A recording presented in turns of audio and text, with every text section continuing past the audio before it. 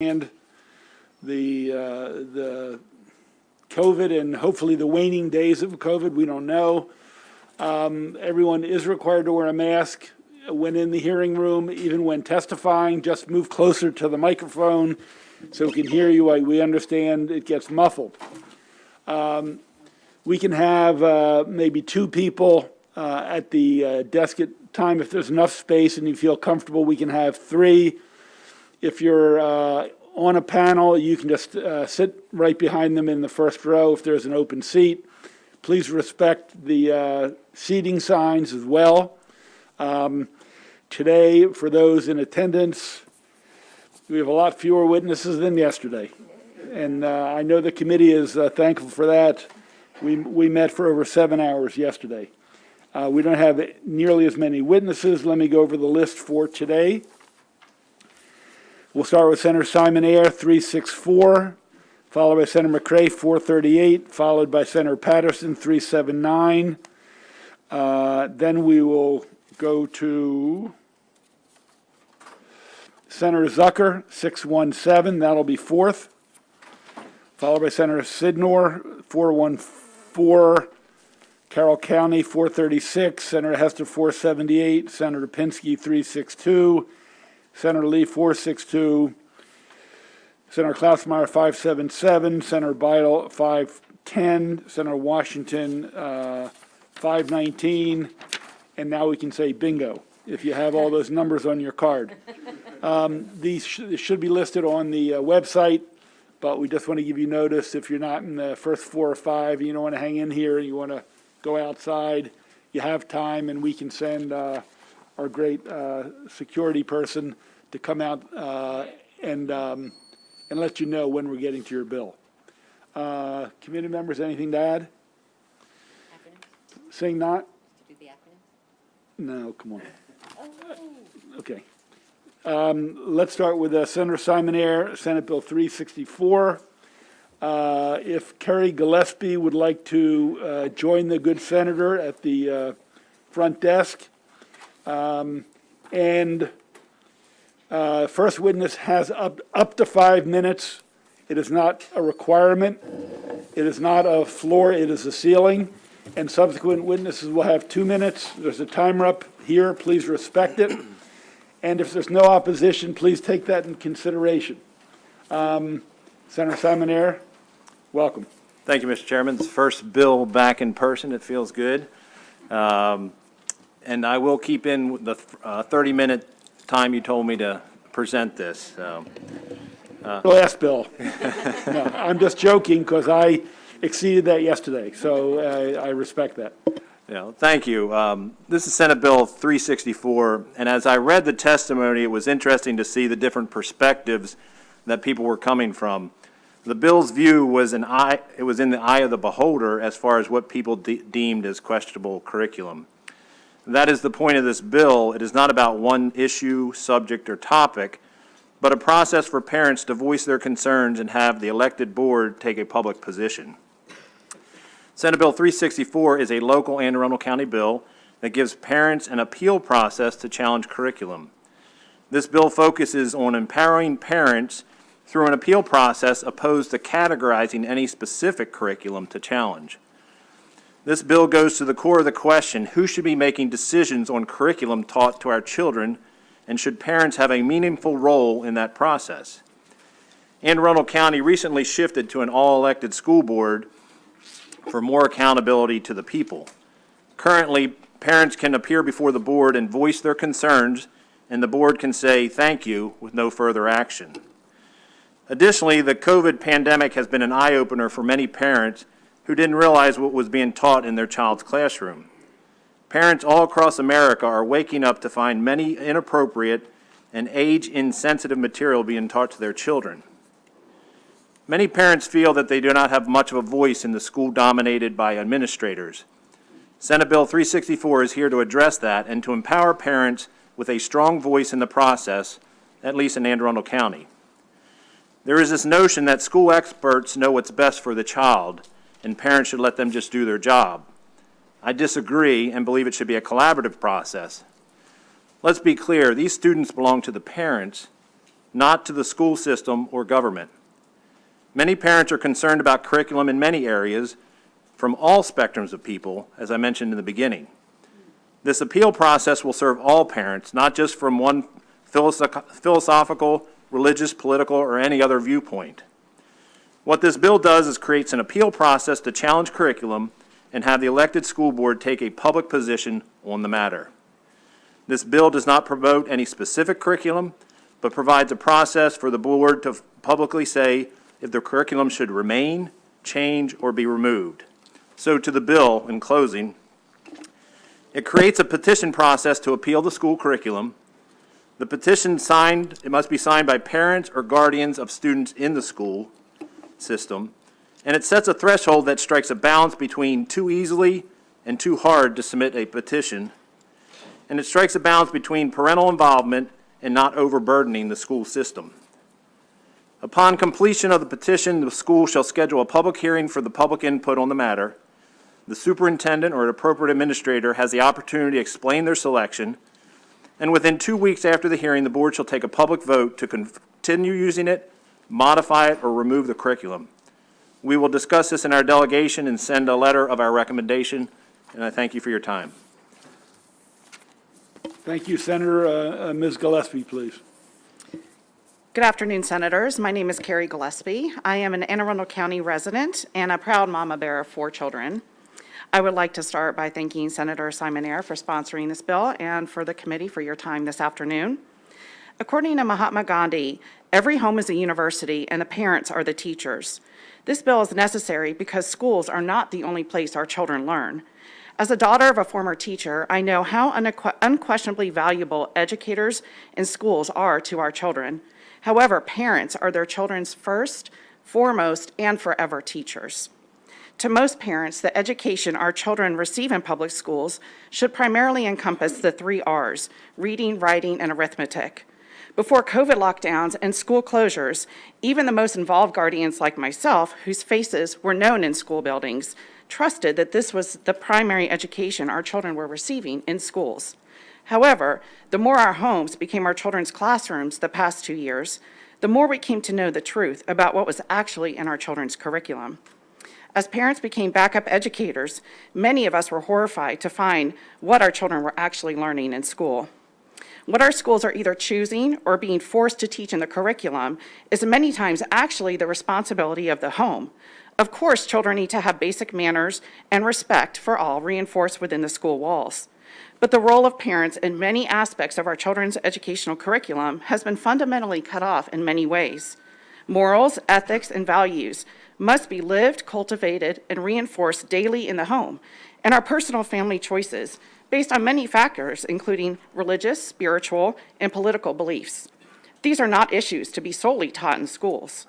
It is a parent's basic right to have a voice in our children's education. Allowing parents to create petitions against potentially problematic curriculum gives us a say that we are currently lacking in their education and creates a system of checks and balances to hold the creators of curriculums accountable. Nothing is more reflective of the outcome of a student's performance in school than parental involvement. Therefore, a school's greatest resource to ensure success in their student body is to partner with parents and guardians in all aspects, including in curriculum creation. After all, as philosopher George Santayana said, a child educated only at school is an uneducated child. Thank you. Thank you. Do we have questions for either the sponsor or his witness? Senator Riley, we'll start with you, and then we'll go to Senator Ellis. Thank you, Mr. Chair. Senator, so this is a local Anne Arundel County bill. Correct. How many people need to sign the petition? It's 3% of the population of the students. In Parents or that guardians. particular school, in that No, particular? throughout the county. Throughout the county. So that'd be about 2,500 in our case. That's a pretty high bar. Well, we took the 3% based on what you have to do to get a petition to the ballot statewide. If we pass a law and we want to put it on the ballot, it's 3%, so took that as a model. We didn't want to make it too easy, that would overburden the system, so 10 people could do it, but we didn't want to make it too hard that the parents couldn't do it. So this was the balance we struck. Are you sensing that issues are systemic or school building specific? The way I would look at this is, we are not looking at any, I'm not looking at any particular curriculum. What I'm trying to do is give a voice to the people in the process right now. As I said, I could go down to the school board, voice my concerns, and they say thank you, and that's the end of the story. As you're well aware, we have an elected school board, and a lot of people want to know where the elected officials stand on certain positions, so this would at least give them a voice in that process. Yeah. I was a little worried about the petition was, if it was from a specific school or even a specific class level, that a parent who becomes active in the petition process, there might be retaliation against the child, but if there's 2,500 signatures needed, is it 2,500 households, 2,500 individuals? How do you define the 2,500? It's the parent or guardians, and so what they do is they look at the population at the beginning of the school year, Yep, and that's what, but I'm saying 2,500, so it could be 1,300 married couples, husband and wife. yeah, but that'd be 2,600, but yeah, But that's, you understand my point. I do. Thank you. Thank you, Mr. Chair. We're not talking about math curriculum. Senator Ellis. Thank you, Mr. Chairman. And so there's a lot to unpack in this local bill. So thank you for the discussion, Senator Simon Air. Sure. So this bill called for a petition to go to the school board. Okay, so what will they petition and what would be the result of that petition? So, as laid out in the bill, a petition would be describing the purpose of the petition. It would put who the sponsor was and describe the signature requirement. At that point, they would give it to the school board, and then there's a time period where they have to set up a hearing. The parents, anybody could come in, and then the superintendent would give it an opportunity to come and defend or explain. And then there's a timeline when they would have to vote on it. And they would either say, it's perfectly fine, no action's needed, we might want to tweak it a little, or we could remove it. Okay. So this bill does not dictate what they have to do, it just sets up the process. The process. So it forces the school board to listen to the parents who have an issue about, is it curriculum generally, or is Yeah, it it's curriculum. focused on curriculum, or could it be personnel, we don't like the principal or the No, superintendent? no, just or- curriculum. And it's more than just listen, because they can do that now. It actually makes the board take action. They have to vote whether they want to keep it the same, remove it, or change it, Change it what? the curriculum. So it's 100% curriculum. Pardon me? It's 100% curriculum-based, couldn't be on personnel issues or anything like that? Okay.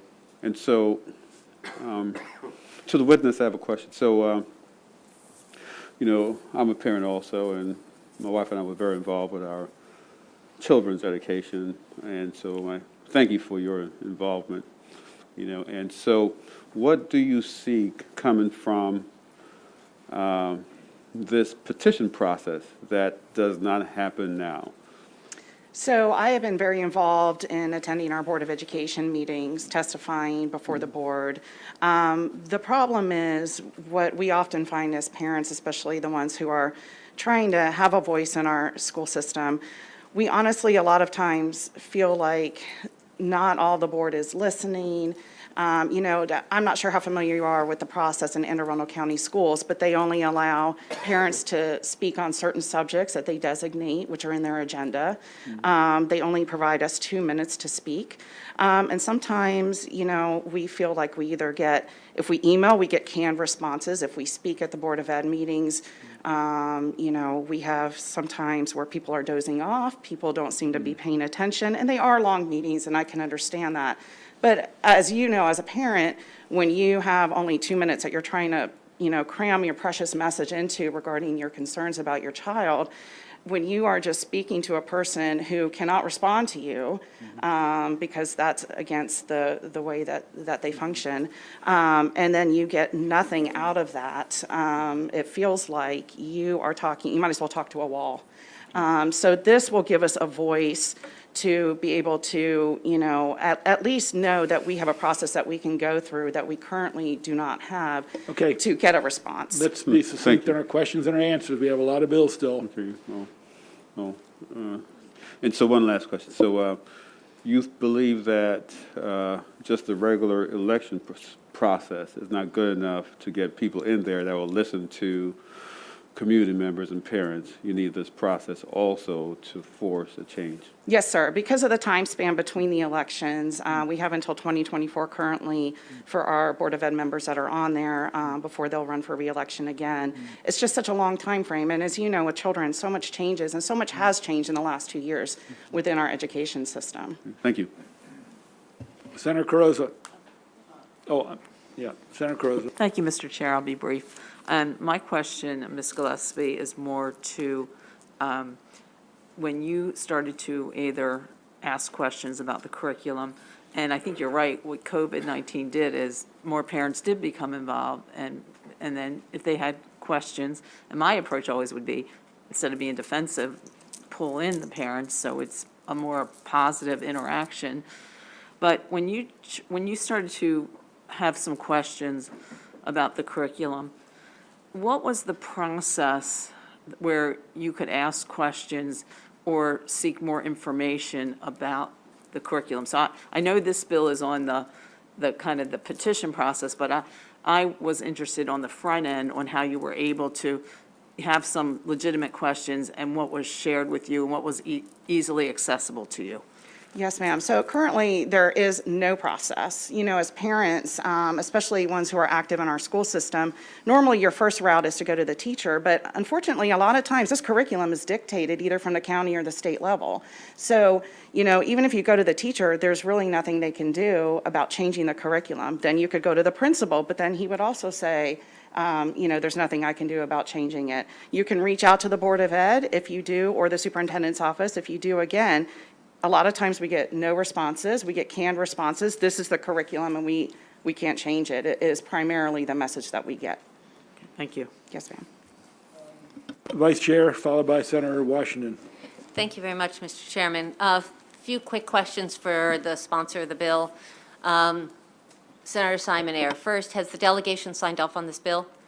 No, they wait Okay, for the public, second. they wait for the public hearing. Okay. Second, we've watched this debate just across the river in Virginia. Is this in all or in part related to what's called critical race theory that's not even a thing? I didn't watch the debate in Virginia, so I can't comment on that, but this is a generic appeal process. It's not to anyone specific. Okay, I'm going to take that as a yes, at least in part. And then the third question is... I don't think that was a yes, but you can interpret it that way. Okay, we've watched these debates going on now in multiple states after it started in Virginia. The third question is, would this, by petition, supersede statewide policy about curriculum mandates, which we are loath to pass, but if there was a wisdom of everybody should be taught about, I mean, we've had bills in this committee, bills to require teaching about September 11th or about the potato famine, oh God, or whatever. Would this or could this supersede statewide mandates? Well, from my understanding, the state provides curriculum to the locals, and the locals have flexibility in their curriculum. So this would just provide more flexibility in that. Thank you, Senator. Thank you, Mr. Chair. Washington, Thank you, Mr. Chairman. I think my questions are generally answered. I guess first of all, thank you for being so engaged in your work. And it truly is, I guess I wondered, what authority do you believe a school board or educator should have in creating curriculum? That's a good question. Thank you, Senator. You know, for me, I know as of I believe it was last week or 2 weeks ago, the Anne Arundel County Schools just approved, the Board of Education approved an update to a curriculum, 2 different optional classes, one on LGBTQ history and then one on African American history in the state of Maryland. So the board is currently signing off on curriculum. When they are, it is being proposed by the curriculum creators, and it's being proposed, and our superintendent also said that he approved of the message. And so a lot of times it feels like it's kind of rubber stamped. As far as what I think that they should have, I think that they should have the power of kind of the final authority as representatives of hopefully the parents. I think we need a process that's currently not in place to make sure that, you know, a vast majority of us who might have a specific political belief or religious belief, a spiritual belief, have a say in our children's education that we don't get at this moment. Thank you. And so you mentioned a problematic curriculum. So these things that are passing lately are problematic, and you feel like you should have some role in I it. think parents oftentimes don't know what the curriculum is. There's no process currently in place to inform parents ahead of time. I am finding books are not coming home anymore. Chromebooks only come home. I have a 7th grader who is 12 years old, and she is currently completing a health class. If I hadn't asked her to open her Chromebook and go through to see what she was learning in that class, I wouldn't have been able to have those religious discussions and spiritual discussions with her at home at 12 that I felt she wasn't ready for at 12, but she is learning some things in school that I would rather her not learn. So it's as parents, of course, you walk that fine line, and I do want her to have an education about those things, but as parents, again, we are the front line, and we have family beliefs that we need to instill and make sure that our children are putting forth in the world. Thank you. Thank you so much for clarifying. Thank you. This Yes, ma'am. concludes the hearing on this legislation. We're going to move to Senator McCray, Senate Bill 438, Young Readers Programs. Sounds familiar. Great. Is Dolly Parton in the audience? No. Thank you, Senator McCray. He'll be followed by Jennifer VanKirk, and also Susan Grif and Noreen Briggs. And they'll be followed by Miss January from Mako. And I will note there's no opposition. I would also note on the last bill, you should check your written testimony. There are multiple pieces of testimony, many of the opposition category. Read at your own leisure. There are some in favor as well. But while we only had a few witnesses, and I appreciate that from the chair, from the minority leader, just check your file folder on your computer. Okay, Senator McCray, welcome. Thank you, Mr. Chair. Thank you, Madam Vice Chair. Thank you, members of the committee. For the record, Corey McCray, 45th Legislative District. I wasn't here in EHE, so maybe an inside joke when you all were talking about the Young Readers Program. But I'm very familiar with the program in reference to, it's been implemented in Baltimore City since 2016, and a phenomenal program. At one point, it was being administered by the Family League, and then it moved over to Banneker Douglas. But the Imaginary Library partnership with Dolly Parton, with those respective organizations, have been great for our jurisdiction. Working with Delegate Corman over in Montgomery County to make sure that we expand on these great opportunities, but that have been piloted for just one jurisdiction, but to make sure that we can open it up to all jurisdictions. In Baltimore City, we're asking for that same level of commitment of $200,000 and making sure that we have a statewide program of $500,000. It looks like there are already a number of counties, jurisdictions that already participate in some capacity with the Dolly Parton Imaginary Library. In the fiscal note, you'll see that it looked like 11 or 12 jurisdictions, respectfully. So I think that it's a phenomenal program. I could talk on, and it sounds like EHE already knows about it, but I'll let the subject matter experts dig into it. And as you stated, Mr. Chair, we have Jennifer VanKirk from the Bright Minds Foundation, Susan Grif from Imaginary Libraries, and Noreen Briggs from the Dollywood Parton Foundation. Great. Thank you, Mr. Chair and members of the committee. My name's Jennifer VanKirk, and I'm the Executive Director of Bright Minds Foundation, the Howard County Public Schools Education Foundation.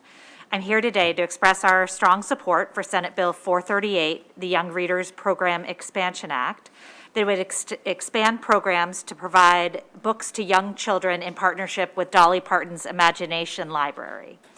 Howard County has roughly 20,000 children between the ages of 0 and 5. In our county and elsewhere, there remain persistent challenges with children who, regardless of socioeconomic status, are not receiving appropriate reading exposure and support prior to kindergarten. Children's success with school readiness begins at home almost from birth, and delays in the early years of education are very difficult to overcome. Access to books and early reading support has immediate and lifelong positive effects on children's language and learning.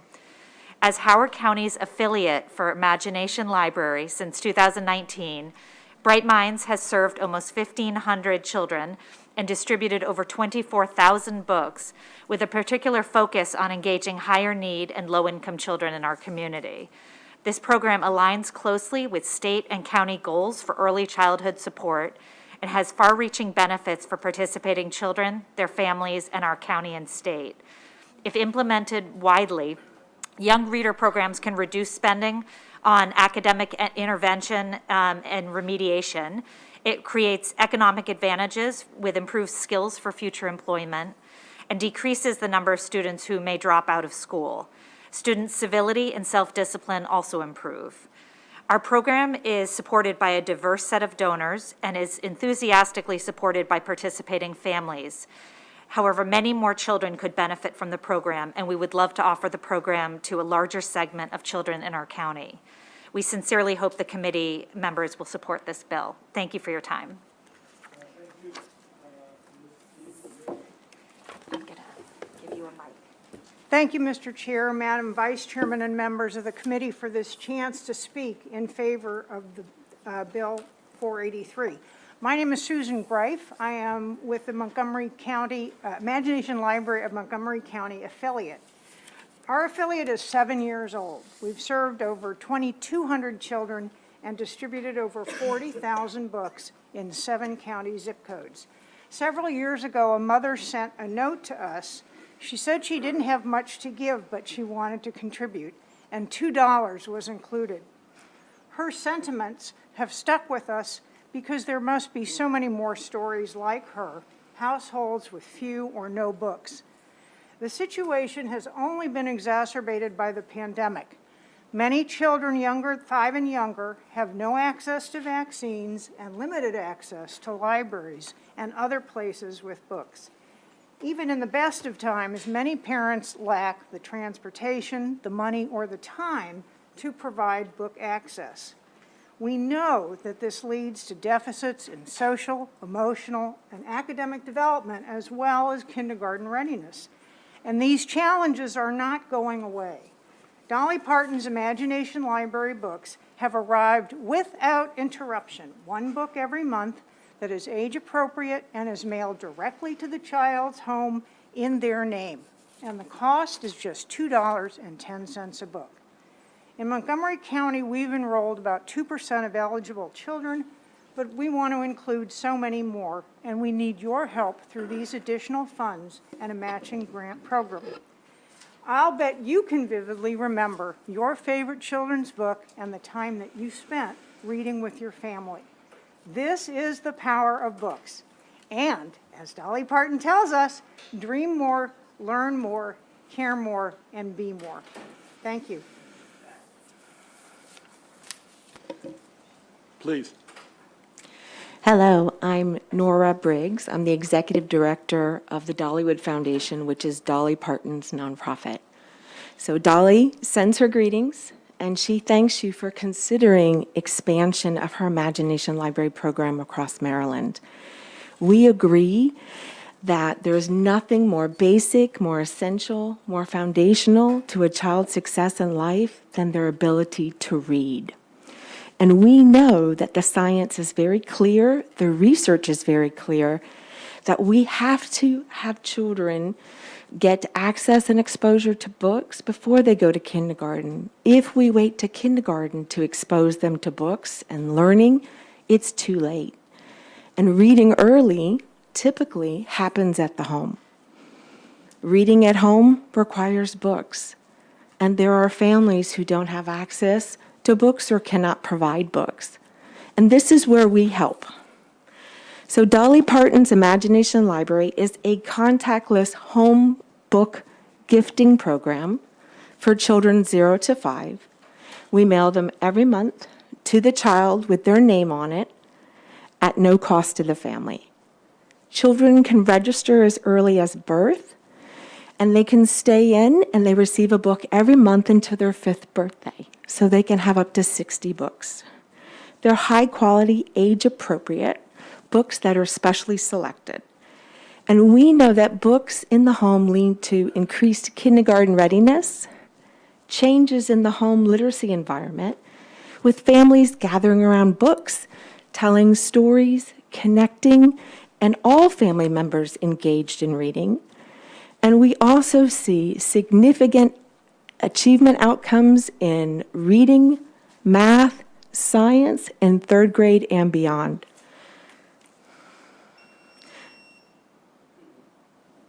Timing. Okay, does that mean I'm done? T-Mobile couldn't have done it better. Yeah, perfect. Are there questions for the panel? Senator Riley, followed by the Vice Chair. Thank you, Madam. Thank you, Mr. Chairman. Young lady, are these programs available only in jurisdictions that sign on, or can other people just go online and sign up? It is a community engaged and based program, so communities need to sign up and pick a geography. Could be as small as 1 zip code, as large as of a township or school district or a county or an entire state. And then it would be all children 0 to 5 in that geography. Thank you very much. Thank you, Mr. Chair. Thank you, Vice Chair. Thank you, Mr. Chair. I also ran a foundation. It's an amazing job to do, and Ms. Parton is wonderful. A lot of us got to see her at the National Conference of State Legislatures, where she was keynote and did a beautiful job. I just have a quick question, which is about who curates the books, who decides which book should go to which person, and is there different selection based on ethnicity, geography, gender, religion, anything else like that? Very good question. So we have a selection committee made up of childhood education experts and literacy experts, and they have a rubrics which follows age appropriateness, and the books are selected based on core basic principles of love, care, respect, diversity, inclusivity, kindness, and listening. And so the ages starting at 0, so there's actually 6 categories of ages starting at 0 till they graduate out at age 5. And each month has an appropriation around the content, age-appropriate content. And as you can imagine, Dolly would not allow anything to be selected that would be polarizing, right? So nothing religious, nothing around a holiday, nothing around a topic that would cause a parent not to want to sit down and love and engage and connect with their family and their children. Fantastic. Sounds like a book criteria and rubric that a lot of elected officials could benefit from. So thank you for your presence. You're welcome. Thank you Mr. for Chair. considering this. Thank all of you for testifying. Senator, the good senator from Charles County had a bill very similar, building the program in Charles County. So that was the inside joke, so. Yeah, I concur. Two great people think alike. Thank you all. This concludes the hearing on that bill. Thank you, Senator. Thank you. Senator Patterson, 379.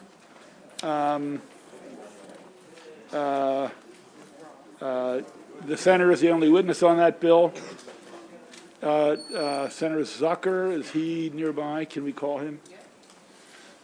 Senator Patterson, Caroline County, Charles County, Prince George's County Board of Ed, removal of member.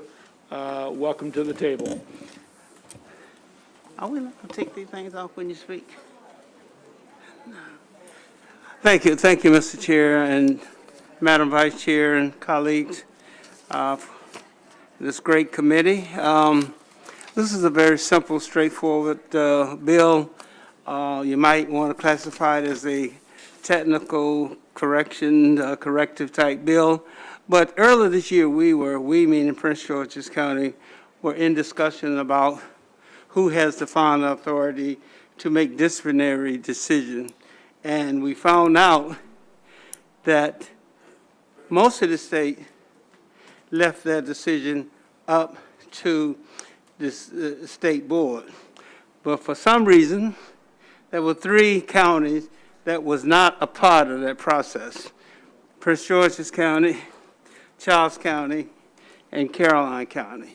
So what we did, we had a meeting of the minds, if you will, and each respected county rep went back to their respective districts and had a discussion about the bill, and they came back indicating they all felt they'd like to be a part of the bill. That means all, is the 24 jurisdictions in Baltimore City would all be on the same accord. So that's why that bill is here before you. Simply, the bill will clarify and say that for judiciary of reprimand decisions would be at the hands of the State Board of Education in lieu of going to the State Board recommendation, then the governor making the decision. That's the bill. Questions for the good senator from the 26th district? Seeing none, as he said, it's pretty straightforward. He did a great job describing it. There are no witnesses. Thank you. We'll just. Thank you. Do we need a letter on this? Oh, okay. Okay, that concludes the hearing. Let me just say, if I will, we are in process of collecting the appropriate letters per county, so that takes a little while, but we'll get that done prior to voting. Thank you. We're going to move on to Senate Bill 617, Senator Zucker, School Systems Equivalent Standards, Digital Tools. We have Senator Zucker, and we have a representative from the Senate President's Office. This is a heavy hitter here today, Senator Zucker. You're pulling out all stops. They will be followed by Ms. Sharon Manecki and Derek Day, and then John Willems.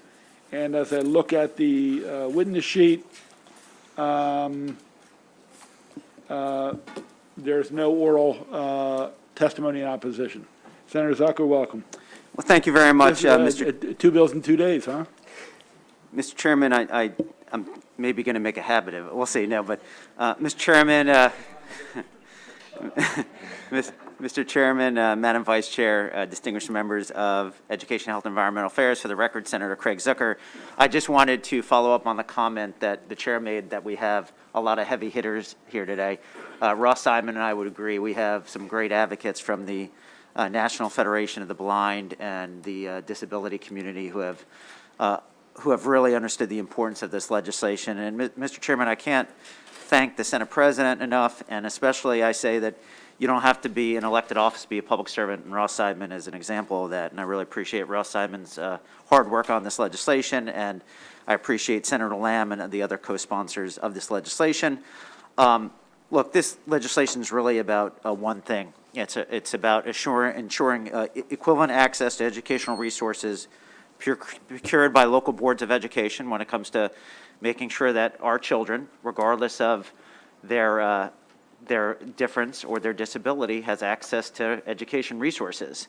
And when we think about the future of the state of Maryland, this is about protecting our public schools. It's also about protecting the kids in it, and it's really letting those folks know when we're going out and we're bidding on new digital equipment or resources for these kids who might have a disability, including blindness, that look, we are not going to take anymore in the state of Maryland these companies that we're procuring information or services from. We're no longer going to accept the word that they're trying. That is no longer going to be acceptable in the state of Maryland. They have to do. And that's what this legislation is about. It's about moving Maryland public schools into the new digital age to make sure that all children have the ability to access information equally. And that's really the goal behind this legislation. One of the things that is important about this legislation is it creates a mechanism for these local school boards to hold these companies, if you will, who are providing the equipment accountable. And it also extends the date of which this becomes effective in terms of when they'd be procuring this to allow everyone to meet the deadlines.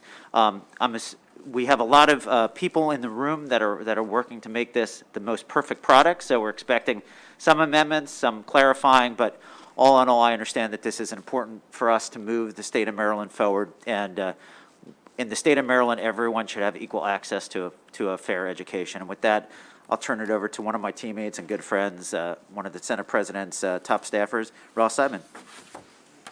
Thank you, Senator Zucker. Chair Pinsky, Vice Chair Kagan, members of the esteemed Senate Education, Health, and Environmental Affairs Committee. It's nice to be on this side of the table with you all. For the record, Ross Seidman, Senior Advisor to Senate President Ferguson, speaking on behalf of Senate Bill 617. To provide some context, this legislation has been a priority for our office since meeting with the National Federation for the Blind last year and working with Senator Lamb to get a bill introduced in the 2021 legislative session. Due to time constraints last year, there were a number of issues with the bill language to work out, and Senate President Ferguson asked me to work with the relevant stakeholders over the interim in an attempt to resolve those concerns. I reached out to PZAM and MABE at the very beginning of June of 2021, and then convened a number of conversations to work through revisions over the next 7 months. Those conversations included the National Federation of the Blind, PZAM, MABE, a number of local school districts, and the State Department of Education at various points. Unfortunately, those conversations could only be as comprehensive as the organizations that showed up or provided feedback as language was being collectively workshopped. The goal was to introduce a bill with language that all stakeholders could agree to ahead of the 22 legislative session, but that has proved to be difficult due to inconsistent participation. Fundamentally, as Senator Zucker said, Senate Bill 617 is about ensuring that all students have the educational tools to succeed, a promise that is currently in statute, but not being realized, as testimony today will underscore. Providers of educational technology and online tools may purport that their product is inclusive of all students with disabilities, but there is currently no recourse when that is not the case. This legislation adds teeth in the form of civil penalties should an education technology provider sell a school district a product that is insufficient and would underscore this, then refuse to take necessary corrective steps. Clarifying amendments, as Senator Zucker has said, will be needed to ensure that the intent of the bill is clear. This is a bill about all students with disabilities, including but not limited to blindness. With that said, I would advocate that the committee reject any attempts to water down provisions that protect students with disabilities due to an unwillingness of school districts or boards of education to change existing practices and procure inclusive technology. Thank you, and I remain at the committee's disposal should there be any questions now or at a later date. I can ask questions, allow questions for you two, or I can have your other witnesses, whatever you prefer, Senator. I don't know what your schedule is. How many more would We're flexible. why don't we take a few now and then? Fine, Okay. fine. Questions for the two. I think I had Senator Patterson followed by Senator Ellis. Thank you, Mr. Chair. Senator, you know, this has been an area I've had some grave concern over the years, and I know it's terribly expensive, you know, taking kids out of the county to other location that had the appropriate facilities needed to address the particular concern. I guess I'm a little nervous because I'd be curious to know how it's going to be enforced. Who have to put up the additional monies, because it's probably going to double. I didn't look at the budget analysis, but what about those questions like that? Because you saying all, that's a lot of students in this county that need help and should have the very best, but they're certainly not getting it. Yeah, so each local school system procures equipment and resources. So what we're saying is as they're procuring that resource, it needs to make sure that it provides access to people with disabilities or who might be blind. Mm-hmm. The issue's been is that when they get the resources back, it might be faulty and the school systems have no recourse. So this is really protecting the school system to make sure that they're reimbursed for the costs if they get faulty resources, and also holding those vendors accountable. Senator, if I may, the other thing that I would add is in the fiscal note, it actually says that there shouldn't really be an additional cost to school districts or really anybody else when it comes to this. This is technology that is already being procured. This is providing a lead time of, I think, a couple of years for school districts to be able to adjust practices and ensure that the technology they're purchasing is adequate for serving all students. And as Senator Zucker said, it includes civil remedies that the school district can go after, should that be necessary. Okay, good, Bill, thank you. Thank you. Senator Ellis. Thank you, Mr. Chairman. Senator Zucker, thank you for this bill, Ross. So I'm trying to follow what's happening. And so following up on Senator Patterson's question, so the school system, well, the fiscal note says it's a minimal fiscal impact, okay. So the school systems are buying equipment now. So who is dropping the ball, basically, and not making sure that equipment that comes in is accessible? Yeah, so I'll let Ross follow up, but I think the issue is that when we think we're ordering a bowl and we don't get a bowl, we get a square. And when we get a square, there's no recourse to resolve that because all the pressure now is on the school system to figure out if they're going to use whatever they got from the vendor or not. This now provides an opportunity for the school system to make sure what they're asking for, they actually receive. So, for instance, if they're asking for, they go to bid, they're going to go procure resources that will help those with different disabilities or say blindness, right? And they get something back that doesn't meet that criteria, that it doesn't help those folks with disabilities. Now the school system could say, you need to get us this, you have 18 months to make, within 18 months they have an opportunity to get the equipment or the resources that they need, and if they don't, then that vendor would be fined. Yeah, got it. So in my prior life in the Air Force, I worked not in procurement, but purchased computer equipment, advanced computer equipment. But before we did a big purchase, we would work with a vendor. We'll get samples. They'll come in and they'll bring the piece of equipment, and we'll test it out and we'll make sure it meets the mission requirement. So the school systems are not doing that. They're just ordering from a catalog and just getting something that maybe don't meet the requirement. I'm not sure, why would they order something and it's not what they need? Yeah, and sometimes they order something and what they thought they ordered, they just didn't receive, but I'll let.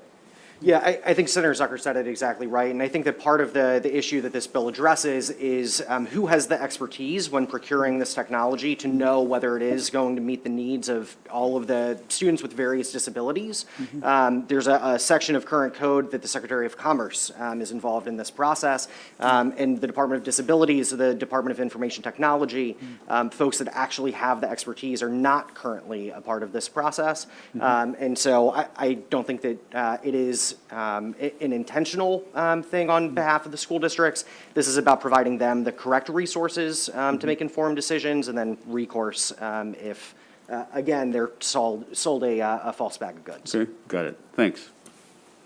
Thank you both. We'll go to the next panel. Ms. Sharon Manecki, National Federation of Blind Maryland Chapter, Derek Day, and John Willems, and I might underline what Senator Zucker said. While many of you have been here for at least 3 years now, Ms. Manecki has been walking these halls confidently, advocating on behalf of the blind very effectively, and I'm sure if my predecessor, Joan Carter Conway, were here, she would add on even further accolades. Welcome, Ms. Manecki. Thank you, Mr. Chairman.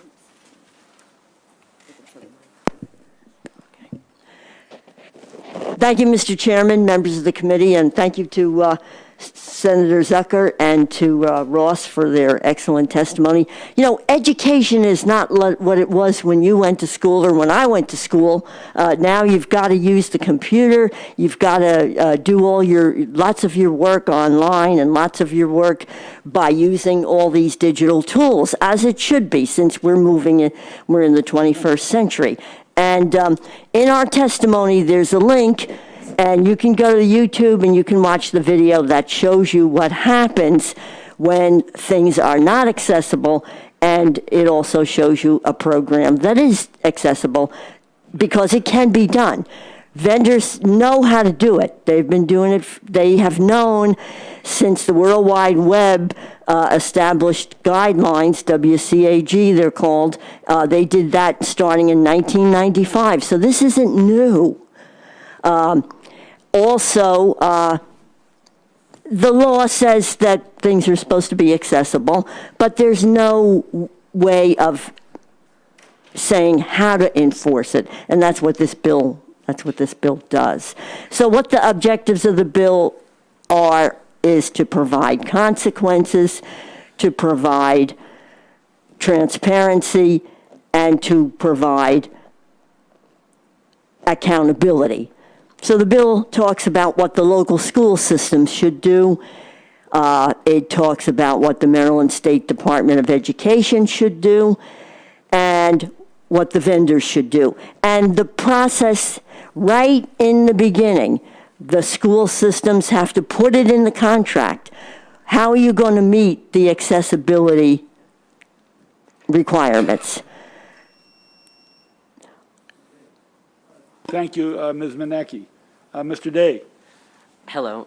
Oh, do I need to? Hello. Hello, my name is Derek Day, and I am a student at Westminster High School in Carroll County. By voting in favor of this bill, SB 617, you'll be giving blind people such as myself and many others accessibility, or an opportunity to have an accessible education, just as any sighted student in the school system will have. There's the most frustrating thing, honestly, as a student, is that there's little change year to year. So companies will often tell you that they're going to make a change, but then, like, for example, in 7th grade, I used a specific system for learning math, and it never worked with a screen reader. And then come virtual school, my sister, 2 years behind me, switched to that same system. And again, 2 years later, even though they've told us numerous times they were going to work on it, they've not made, the changes that they said they would. This bill would incentivize them to change, because as of right now, there's no course of action to penalize them or in any way hold them accountable to what they said. And then, my personal story, when I went to high school, I was very excited because I love computer science, and one of the things that they let me do in my freshman year was take a computer science course.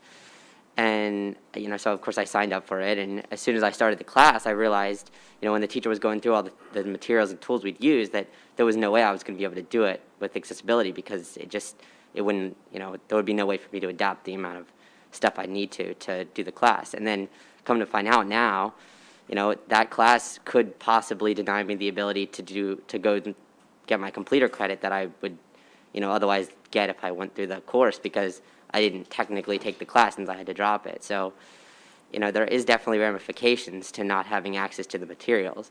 And although I do have a teacher that does allow me to, do certain things, there's a limit to what she can do. So. Thank you, Mr. Day. Thank you very much for being here and testifying. Thank you both for your testimony. Thank you very much. And the last witness, John Willems from MABE, the Association of School Boards. Thank you.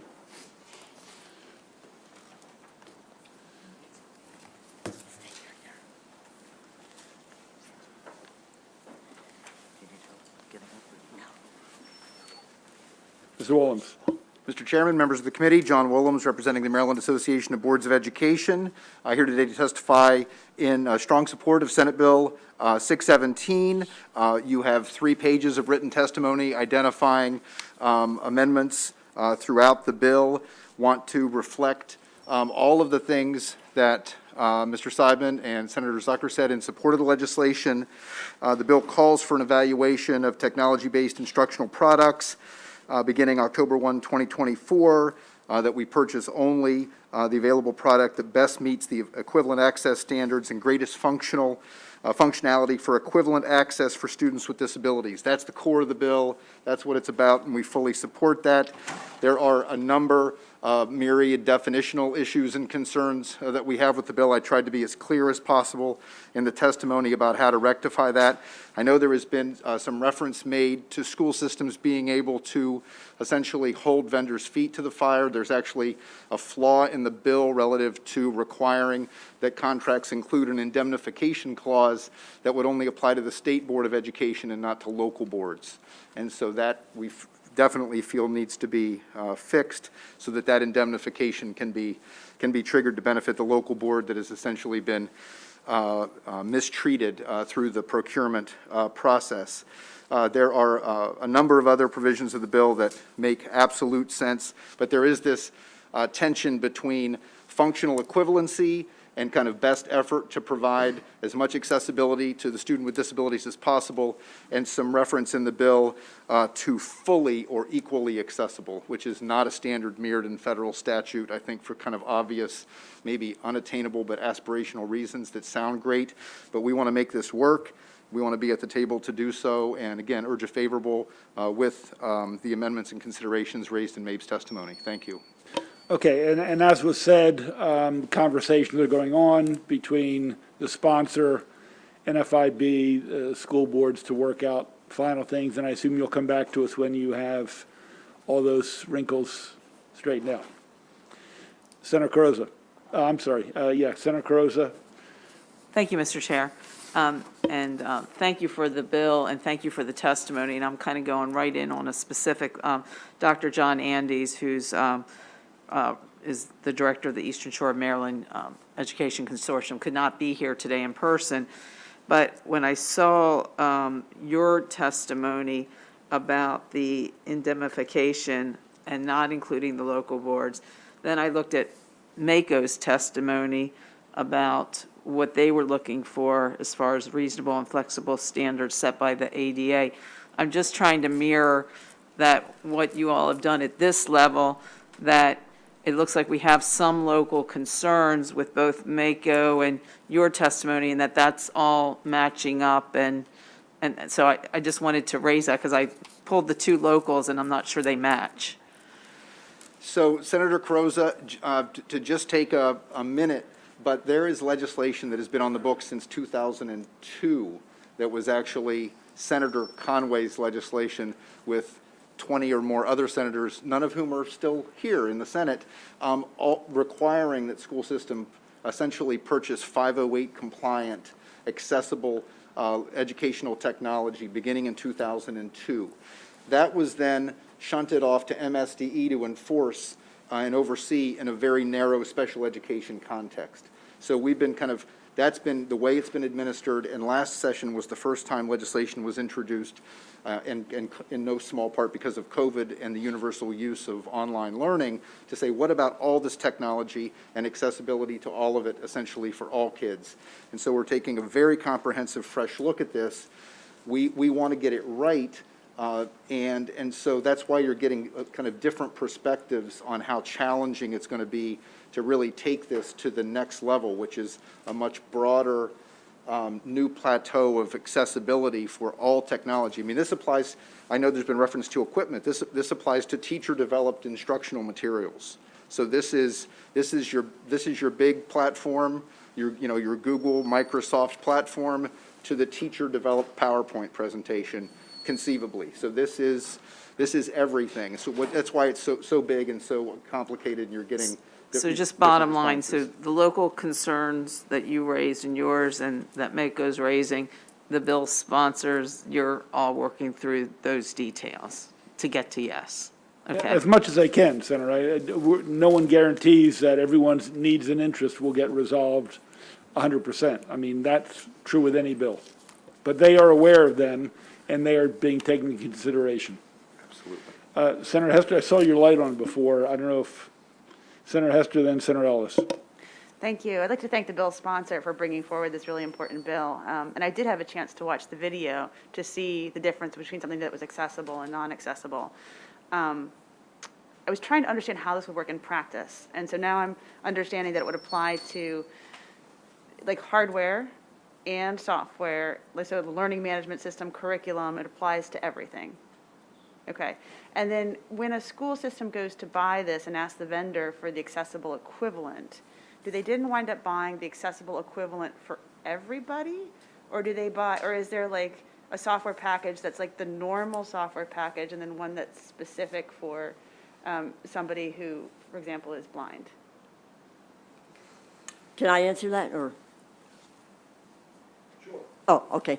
Generally speaking, if it's accessible, it's one system. It's one system for all. Okay, and so then are there, I guess I'd be curious if there are any things that we're, I mean, there's probably a lot of things that we're currently using that aren't accessible for That's all. correct. But there are accessible options out there for everything we're currently using? Well, there are accessible options, and if there are not, there's a process in the bill about what to do. Okay. Can I ask one final question? No, I forgot. I'll circle back to you. Thank you so much. Senator, if Really have a lot of bills. okay. And we can talk offline. You know where to find us. Senator Ellis. Okay, thank you, Mr. Chairman. So, really quick, you mentioned 508 compliant equipment. What's that? I mean, it's not technology terminology. So in my written testimony, I explain it in some detail, but it is a federal standard of procurement of technology so that federal agencies, when they're making information available to the public on their websites, it needs to be accessible. And so it's that, and that's why you have web content accessibility standards. And those are updated regularly, and MSDE and local school systems already have to focus on that. That's another distinction that for years this has been, is your website 508 compliant? Thank you. I Not got is that. all your Okay. content 508 Thank you. compliant. I just wanted to explain that, Attorney. But my main question is a question I asked to the bill sponsor. So the school system, and why aren't the Board of Education identifying each student's need, like I think they should, required by law, and find equipment that they need? Why are they not doing that? And why do you need this bill to tell them to do that? Well, we should be doing that, Senator, most certainly. But to distinguish between that individualized student approach through the individualized education program, the IEP, or the 504 plan under the American with Disabilities Act, to distinguish that approach, which we should be getting right, and if we're not, we need to be held accountable for failing to meet that standard. This bill applies to all technology that would be accessible to all students, not only students with disabilities, so that it's universally, designed for accessibility. Thanks. Thank you. That concludes the hearing on this bill. Thank you, Senator. Thank you, all witnesses. Senator Sidnor, we're going to make a change after that. We're going to move up 362. We have Senator Sidnor with Mr. Stewart. They're the only two witnesses on this bill. Welcome, Senator. Thank you, and actually, I believe it's just going to be me. I think Mr. Stewart may have sent something to the committee in writing, and I will be extremely brief because this is a bill that you all heard last year that passed out of this body as well as passed out of the Senate, but it was not as fortunate in the House. And what the bill does is it does two things. One, it helps to create some rules around how our chair of our Baltimore County Board is elected. Back in 2019, we had a situation where the incumbent chair had lost her election by, I think it was a 6-5 vote. However, according to the reading of the board's rules, they needed to have 7 people in order to take the former chair out of her seat. So what this does is it kind of brings us in line with how elections are done. I think I looked at the language that Baltimore City uses and how it elects its chair. So it will be the same language. In addition, we have 12 members of our board in Baltimore County. So what this does is it creates an odd number of board members. So it would add another appointed member that would be appointed by our county executive after the person goes through the nominating, board nominating process. So that's what the bill does in a nutshell. Question for the good senator. We dealt with this last year, passed it. Thank you, Senator. Thank you very much. Hopefully we'll do the same. Okay, next we're going to 362, and one of the witnesses has a time constraint. She's on I'm going to do it from here, but let's call up Mr. Johnson, Ms. Morris, and Mr. Willems. I'm actually going to just tell you the topic of the bill and then let Ms. Morris go. She has responsibilities back in Howard County. The bill sets parameters for virtual schools post-pandemic. Just like we set up a charter school bill 20 years ago or whatever it was to set some rules and rules of the road so they can function in a way that works. That's what this bill does. Because of the time constraint, I'm going to go into details in a minute, but I want to let Ms. Morris, because she's somewhat been paying attention to this and involved, so I want to call on her even before I do this in detail. Colleen Morris. Thank you. Good afternoon, Mr. Chairman, Madam Vice Chair, and members of the committee. My name is Colleen Morris. I've been teaching in Howard County for 30 years, and I was part of the work group that brought forward the development of this great bill. So the use of virtual learning throughout the COVID-19 pandemic demonstrated the relevance of virtual learning and teaching strategies. As an educator, I had and still have reservations about the merits of virtual learning. Virtual settings bring challenges in connecting with students and their families, and counties are not always equipped to support staff and students in an online setting. However, virtual schools are here to stay, and for those who need a full-time virtual setting, creating guardrails that protect students' rights to a free and appropriate public education is essential. Crucially, this bill establishes a county's virtual school should be open and accessible to all students, including English learners and students with IEPs and 504s, and that they have access to full support services, including nutritional services, school counselors, and extracurricular activities. It guarantees that they can learn from the same rigorous college and career readiness standards applied to in-person schools. It also ensures that the educators in virtual schools will be fully certified Maryland teachers, trained in virtual teaching strategies. This bill rightly designates that educators in virtual schools should be employees of the district where the students live, not contractors from different counties or states, and that they can focus on their virtual students rather than splitting their attention between online and in-person classrooms. We'll call that hybrid. Those teaching and learning in virtual schools deserve the full scope of resources that public schools can offer. We, the Maryland State Education Association, urge the committee to issue a favorable report on Senate Bill 362. Thank you. Thank you. Ms. Morrison, feel free. I know you have to leave whenever you have to leave. Thank you. I'm going to come back. I'm going to present the bill from here. Ladies and gentlemen, 362. Ms. Morris, a quick question. Yeah, of course. Thank you, Mr. Chair. Really quick question. Thank you, Ms. Morrison, for being with us. I see that.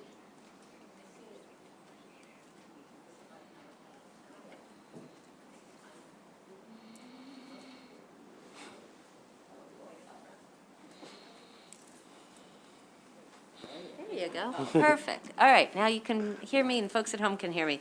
I was just looking at the list of those testifying, and the only real testimony in the unfavorable is your own Howard County Board of Education. And I just wondered, A, whether you had seen that yet, and B, if you have any thoughts and want to rebut their arguments before you leave. If not, then maybe you can get back to us or something. I haven't seen why they're unfavorable for it. We have a digital Speak in the mic, please. I'm sorry. I do not know why they're unfavorable towards it. We have a digital education center.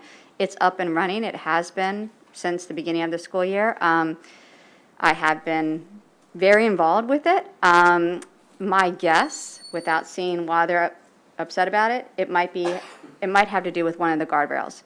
But I can tell you that Senator Penske and Senator Hester and Senator Washington and a whole group of people spent hours poring over this in a work group, talking about the challenges and the successes of all of our virtual schoolings that we have right now.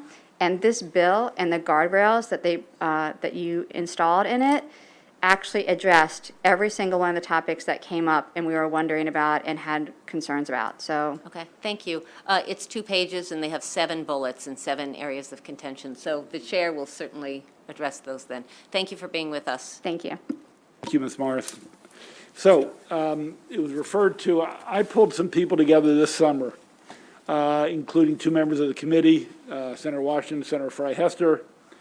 I asked for a teacher representative, which Ms. Morris was on that. I asked for a superintendent. One was appointed from Frederick County. A principal from Carroll County, I believe. I could be wrong. Harford County.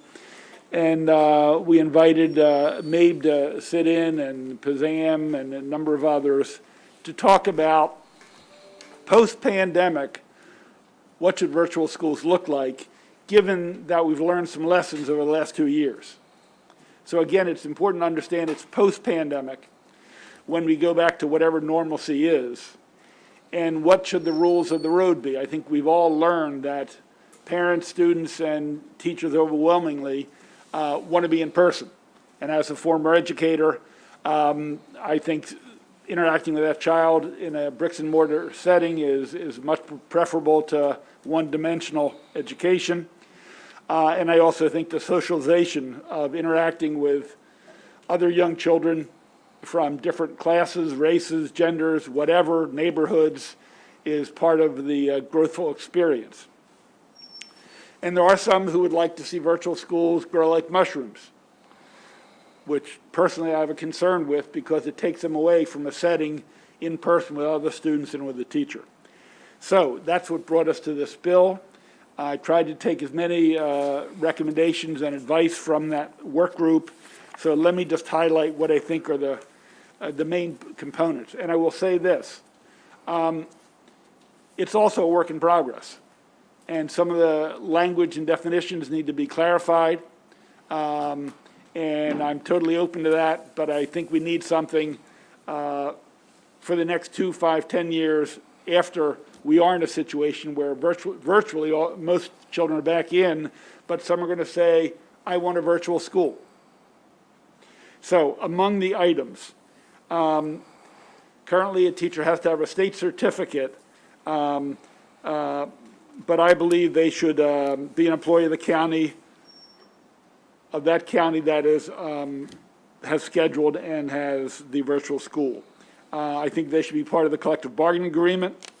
I believe their class size should be comparable to the class size in the bricks and mortar school. We don't want a teacher to have 40 or 50 kids because they got to grade the papers. They got to do all the other things that go along with it. There would be a tendency, I think, to say, well, you don't have to worry about a classroom. You're not limited by space. Let's give them more kids. And I want to make sure we don't do that. We want to make sure that children have the extracurricular activities, whether it be wraparound services, food and nutrition, sports, whatever. Now, whether that's associated with the virtual school or with their home school, I'm open to hearing suggestions on that. We put language in, but I'm not totally locked into that. In terms of entering that virtual school, we don't want it to be used to skim off certain students who don't want to interact with other students in that school. So we put some checks and balances to make sure if there are too many applicants, it's done by lottery, that not more than 10% come from one school. So we don't want 5 or 10 or 15 middle class or poor or male or female or whatever using this to avoid interactions. We also say, just like in the charter school, that the program, the school itself, not a course here and there, it doesn't touch that. Rural areas might not have a Chinese teacher, they use an online. This doesn't address that. But if a county has a virtual school, we don't want that virtual school to be run by, owned by a for-profit entity. We say the same thing in the charter school law. We don't want it to be a question of, is it for the kids or for the profit? So we want to ensure that doesn't happen. There are a couple of other attributes that we try to define. The virtual school is over 60% synchronous learning. Is that the right number? I don't know. That's also up for discussion, and I'm willing to hear from a number of the people. I believe we are going to hear from some of them, and some have submitted testimony. So it's to have just a plan in place for all of our school systems. And I'll tell you this, for those that just would like to have virtual schools or have 1 or 2 or 5 or 10, I get concerned that there'll be less of an interest in investing in teachers, in building schools, in having the kind of schools that we've seen. That does not mean we don't integrate technology and virtual learning. But to create, and then now Frederick County has a virtual school. They've had it for a couple of years. It's fully populated. They have a waiting list, but they have decided they're not going to have a second school. It says that everyone may have up to 1, and if they want to have more, they go to the state superintendent, Dr. Chowdhury, and say why they need more. So it sets those kind of things. You can read the bill. I'm not going to read it to you or for you, but that's basically what the bill does. And let's hear from these 2 witnesses, then we'll open it up to questions. In whatever order you'd like. Great, Mr. Chairman, Madam Vice Chair, members of the committee. My name is Sean Johnson on behalf of the Maryland State Education Association. And as a personal aside, it is great to see you all. Wonderful to be in person, and thank you for an opportunity to speak on Senate Bill 362. I will add to what Ms. Morris shared and what the chairman shared in terms of some other key attributes of this legislation as we continue to wrestle with virtual learning. That's around understanding the important distinction between synchronous and asynchronous time. Words that we never really knew until 2 years ago when it comes to education is really significant now when we talk about virtual schools. This legislation starts to address it. Madam Vice Chair, I noted in your question that you've seen the bill file from testimony submitted today. Just started to go through it about 30 minutes before testifying here, so haven't gotten through it all, but have seen some recommendations that would suggest even further clarification on some of those standards. Those are the right conversations to have. What I want to be clear about is the importance of doing something. Because if we do not move a virtual learning bill, a virtual schools bill, there are some bad actors in this space. We are seeing it in consortium models that concern me, that go down this proliferation of for-profit interests. And so creating some of these legislative guardrails is incredibly important. I would add, beyond what is already in the bill, which I think is really good language around that the teachers, who we all understand to be certificated classroom teachers, that there are other staff who do direct instruction with students, education support professionals, math, reading specialists. They should be provided the same professional development expectations and protections in the bill that teachers are provided. So as you engage in this space, I hope you'll continue to work with the team at MSCA, and thank you for bringing this bill forward. We obviously urge favorable action. Thank you, Mr. Chairman. Thank you. Mr. Willems. Mr. Chairman, members of the committee, John Willems, representing the Maryland Association of Boards of Education, here today to testify in strong support of Senate Bill 362. You have my written testimony identifying several bulleted requested amendments. We do want to maintain as much local board governance authority as possible, so there are some concerns with like a just cause standard for receiving state board approval to have a virtual school approved. We're not sure how that standard would be developed or applied. Certainly have been in the trenches with Senator Pinsky for years in the charter school wars, in fighting against those bad actors and for-profit cyber charter school operators that have pillaged other state coffers in other states and and done a disservice to students, certainly. So we're aware of that.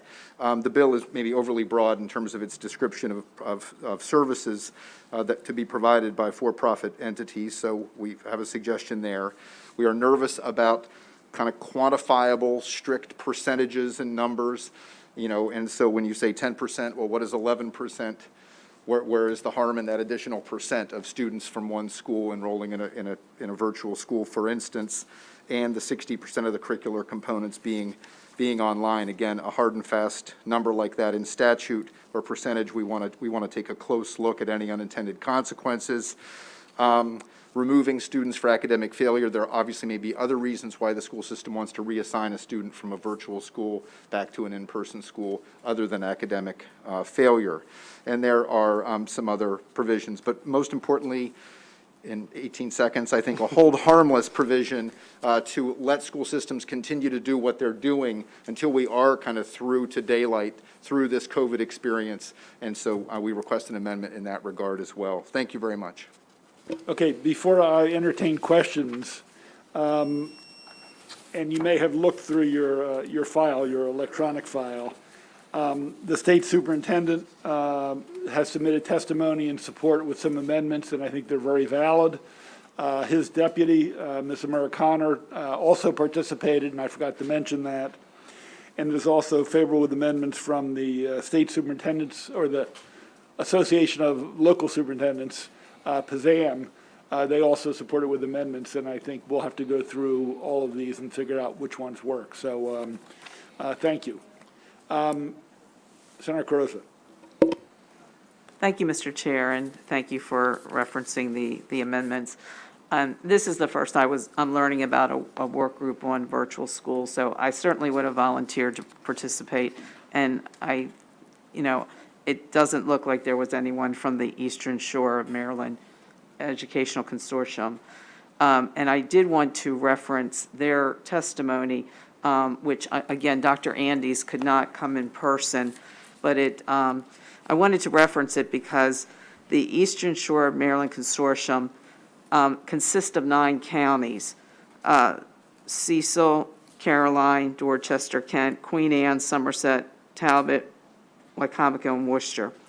And the 7 of the 9 counties decided to participate in what we call a blended virtual program that was started back in the spring of 2020.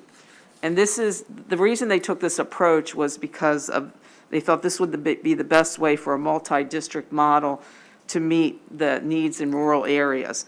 And it has been a successful blended virtual program. The students have to be enrolled in the local public school. The teachers have to be Maryland certified. It is not a separate school. So Dr. Andes took a lot of time in his testimony to outline his support for the bill, but to say, we want to protect and support those blended virtual programs that are working. So I wanted to, again, ask for your consideration with the amendments that are being offered, along with MABE's amendments as well. Yeah, Senator, first of all, 1 second, Senator Ellis. I asked PZAM to select a superintendent. I called another organization to come up with a principal. I did not select them. This was an informal work group. It didn't come about from legislation. It was to give advice to me. It was not, I didn't want to make this too formal. It was very informal. And it so happened PZAM had someone from Frederick and somebody came from Carroll. We had rural people involved.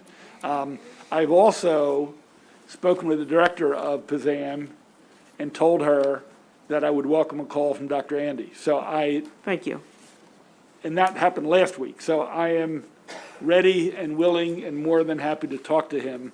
And this bill, in my district, it didn't start out in my district, but we have what's called a College Park Academy, and that is a blended situation. They are not covered by this bill. So I think that's probably why Dr. Andy suggested support with amendments. So as I stated from the outset, it's a work in progress. There are a number of amendments. We didn't get it exactly right, and that's why we have public hearings, and I've told everyone, you all come, we'll go through them. I think a number of these are worthwhile. Senator Hester has offered some, so we're going to get it right. Thank you, Mr. Chair. I think I had Senator Ellis, followed by Senator Washington. Thank you, Mr. Chairman, and Sean, good to see you. My constituent, hope everything is well. So the virtual school you talked about, of course, they would go and take classes virtually, i.e. from home, right? And so, and then be able to participate in extracurricular activities at the school. Is that correct? Did I hear that correctly? In the bill, it's outlined, I think it is designed to mean your geographically zoned school is where you can participate in extracurricular. Yeah, and I think I did hear you say something about homeschool, or I don't know if it's the chairman said something about homeschool. So for years, homeschool parents throughout the nation have been petitioning to for their children to participate in extracurricular activity at their home school. So would this open up that possibility? I see head shaking. I don't think so. And in fact, there are very different standards around curriculum and expectations of students and accountability of those students. These students are, in this bill, are very clearly students of a local school system, and that's not the case with the homeschool situation. Yeah, so in a homeschool situation, parents have options. So you could be under the religious exemption, and they're told on their own whether they can work through the local school system to have the local school board to monitor their progress and performance each year. So if a parent chooses that option to have the local school system monitor the homeschool child's performance, what would be the difference between virtual school and a homeschool with school monitoring? That child participated in extracurricular activity at the home school? Let me start. A different bill. Then I'm going to give it to Mr. Willems. They would have to be part of the school system. They would have to register and be part of that virtual school, just like they'd sign up to go to Piney Branch Elementary or High Point High School. This would be high school for the stars, making it virtual. So these would, people who choose not to enroll in the public schools and are homeschooled, they're not addressed in this. So anybody who joins the public school system and enrolls in a school, like you have a kindergartner and go to the local elementary school, or you're in a fifth grader and enroll in a virtual school, you would have all the rights and privileges of that school system. Mr. Williams, you want to Well, Senator Ellis, from a different angle, for the student enrolling in a virtual school who may currently be attending, say, Hillsmere Elementary, where my sons went, just down the road, that's their home school. You will forever be confused, and everyone will be, if we keep using the term homeschool and homeschooling, because all these kids have a home school. It's the school that they're assigned to based on their attendance area. And that's what people are generally talking about when they talk about this bill and aligning the social emotional learning services, school psychology services, special education services, food service, et cetera, with the services tied to the student's home school. So it's not homeschooling that we're talking about. The big distinction with us. No, I'm talking about that. That's my question. So you know exactly what I meant. And so the short answer to the homeschooling. I'm clear about what I asked, so. Right. So the short answer to that question is we don't get paid for those kids, and so we don't want to serve them. I mean, that's, the bottom line with homeschooled students is we receive no state funding for those students, and we receive no county funding for those students. And so to engage them in extracurricular sports or clubs or activities, we're having them on our premises, we're ensuring their activities, we're paying teachers to teach them or coaches to coach them, and we've received not a penny in state or county funding or federal funding to serve that student. So they're not enrolled students. Okay, could I make one more, ask one more question? So under this bill, if it goes through, where a parent can choose virtual learning for their child. So all their courses would be 100% virtual. but they will also be able to do extracurricular Yes. at The the answer- home school. Right. In the neighborhood school. Yes. That they're zoned for. Yes. Right. This will, just like a charter school is a public school, and they can't be discriminated against, although there are some side guardrails for them too. A virtual school is just like signing up for whatever school is in Charles County. Or else the other option is not enrolling in the public schools in your county and doing a homeschool. So, but if they get all the rights and privileges that other students would get. Okay, thank you. Appreciate that. Senator Washington. Thank you, Chairman, and thank you for this bill, and thanks for testifying. I think I wanted a clarification between, I think it would be helpful if you could explain the difference between a program and why this is a school.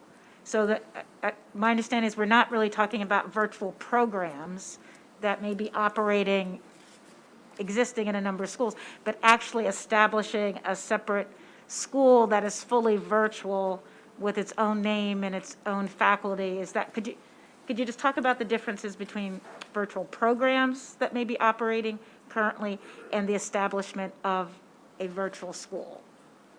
So, Senator, Because in this bill, I think it's just the school, right? Just the school. that is the goal, and the goal there is because there are some longer-standing blended models that have a blend of in-person and online curriculum and coursework. Senator Pinsky referred to one. And then there is the newer but similar blended school environment model that is a program on the Eastern Shore, right? And so moving forward, will school systems, in responding to parental demands, requests, have the opportunity to provide those blended options? Think of the career technical education student who is in the high school environment for only a couple periods a day, then goes to the job site, but also wants to take Algebra 2, but doesn't want to have to come back to the school for the regularly assigned class time to take that, and takes that through a virtual course. That would be a blended environment.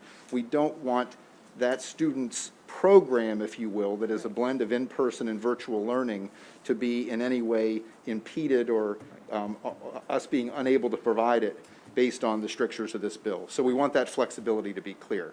So when you're thinking program is a big word, but you're really talking about a smaller version of really the coursework. They may be bundled courses, they may be courses that students need to take based on their CTE experience, based on their transition in and out of an alternative school. So virtual programs have been successful, for instance, nationwide, in some of those Department of Juvenile Services transitional, where kids are transient and moving. Not to say that hands-on social work and instruction isn't critical, but based on a student's schedule and family situation, an opportunity to tap into a virtual class, in the evening or, on the weekend can be essential to helping keep a kid on track. And we want the flexibility to be able to do that through both in-person and virtual tools.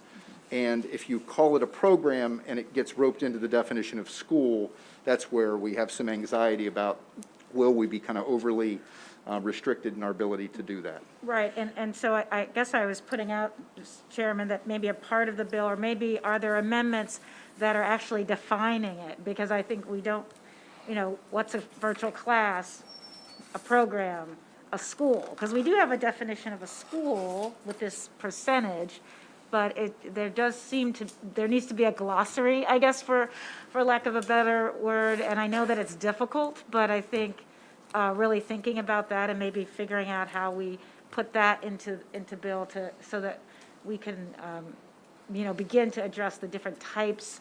This is a delivery system, but there are, just different ways that it's being done. I guess you wanted to. I was almost going to make that very point that you just did. The definitions here matter. Yeah. You do not want to create a system where a school system says, oh, well, if we call it a program, we can get away with not following what's outlined through these guardrails. Whereas if it's a school, it would. That's a perverse disincentive of kind of calling something different. So if the definitions are clear, I think, or clearer if they need to be, I think that would be really important, because I do have that overall concern that, and even with the hold harmless provision, or just assuming everything that we've done in the last 2 years is the right model, I don't think it is. And so some of these definitions will really be important. Okay. Thank you, Mr. Chair. Senator Hester.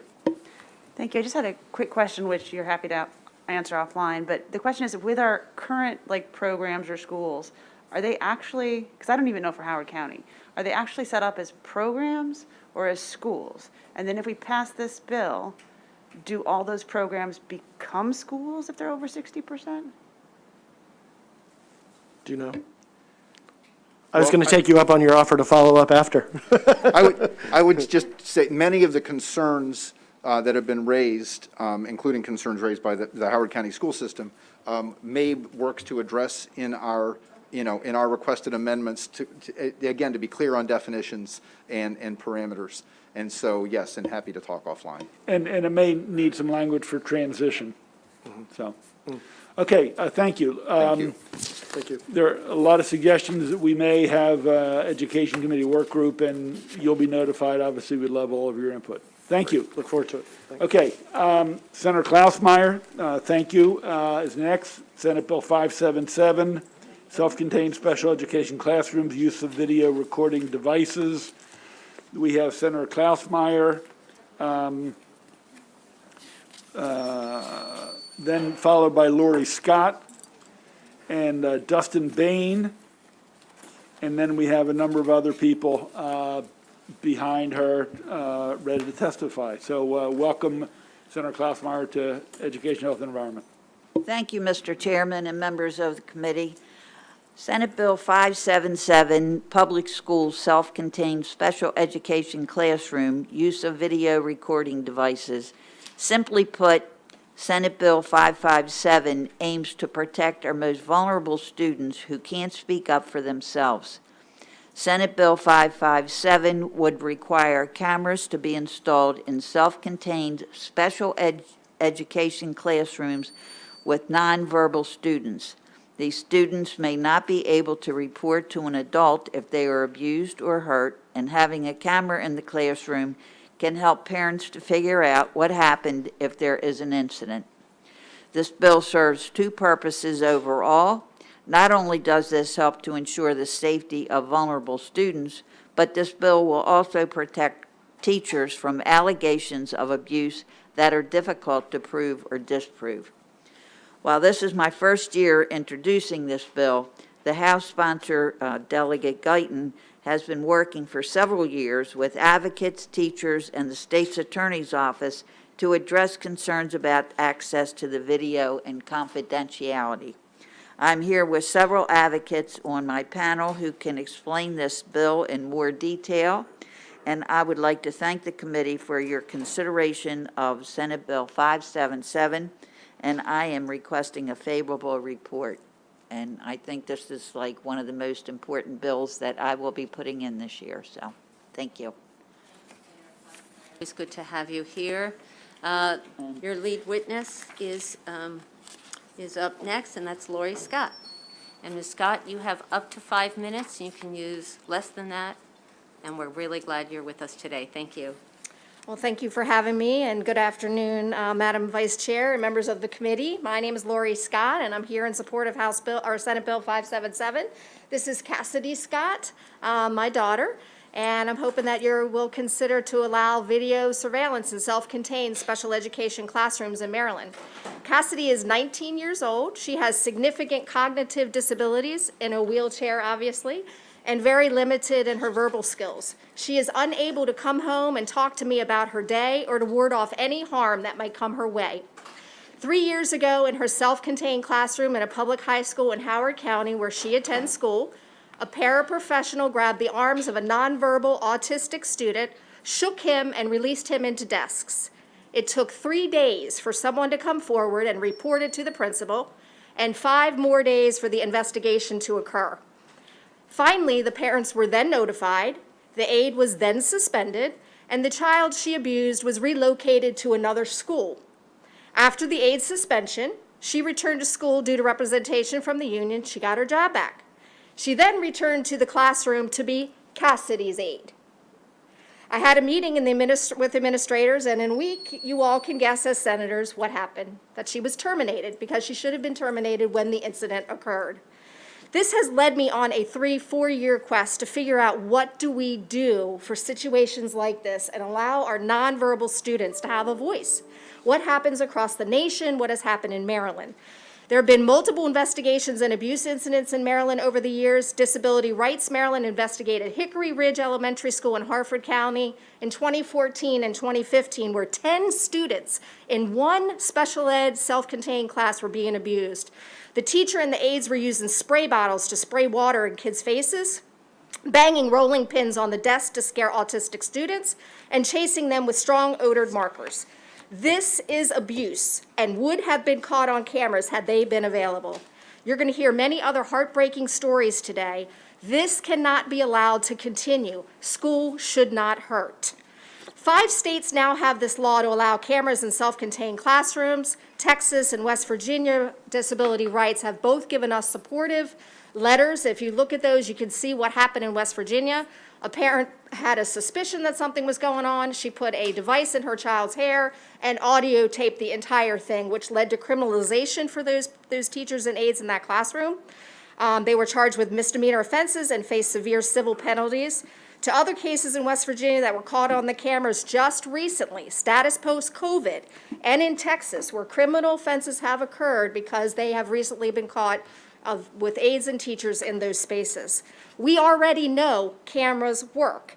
There are invaluable lessons to be learned from the states around the country that have already placed cameras in these classrooms, and it's up to you, senators, to advocate, to stop abuse, harm, and neglect to nonverbal students and give them a voice by allowing cameras to be the third eye in these classrooms. No one asked you to put cameras in our hallways, in our vestibules, in our cafeterias, and in our gyms. No one asked you to pay for that or for data storage for that. We already have those in our in our schools. No one has asked for money about that. No one asked for bus money. We have audio and video cameras in our buses in Maryland. So as soon as the student steps on the bus, they're already videoed. The consent is just by stepping on the bus. We know that cameras in that situation protect bus drivers from false allegations, and the classroom cameras will do the same for our teachers. Please refer to those letters that we talked about, and also the letter of support written by Frank Kirkland, who's a former executive director of Linwood, which is a non-public school in Howard County that has cameras in all their classrooms. And as a nurse doing public or non-public school consulting around the state, we have cameras in a lot of non-public spaces to protect our teachers and our students. So many organizations have already looked at this and decided this is a benefit to them. There are added benefits for teachers and students. Let's see. Also, letter of support from the Maryland Comptroller Francho, who supports this legislation, so we cannot continue to make excuses about the physical note. Please, senators, we need you to require school systems to install cameras in self-contained special education classrooms to stop abuse and harm of nonverbal, vulnerable students, and to protect teachers from exiting their classrooms unnecessarily. We need our special ed certified teachers in the classrooms, and this is an eye for them when false allegations occur. Please support Senate Bill 577. Thank you for your time today. Thank you very much, Ms. Scott. Good to see you here again.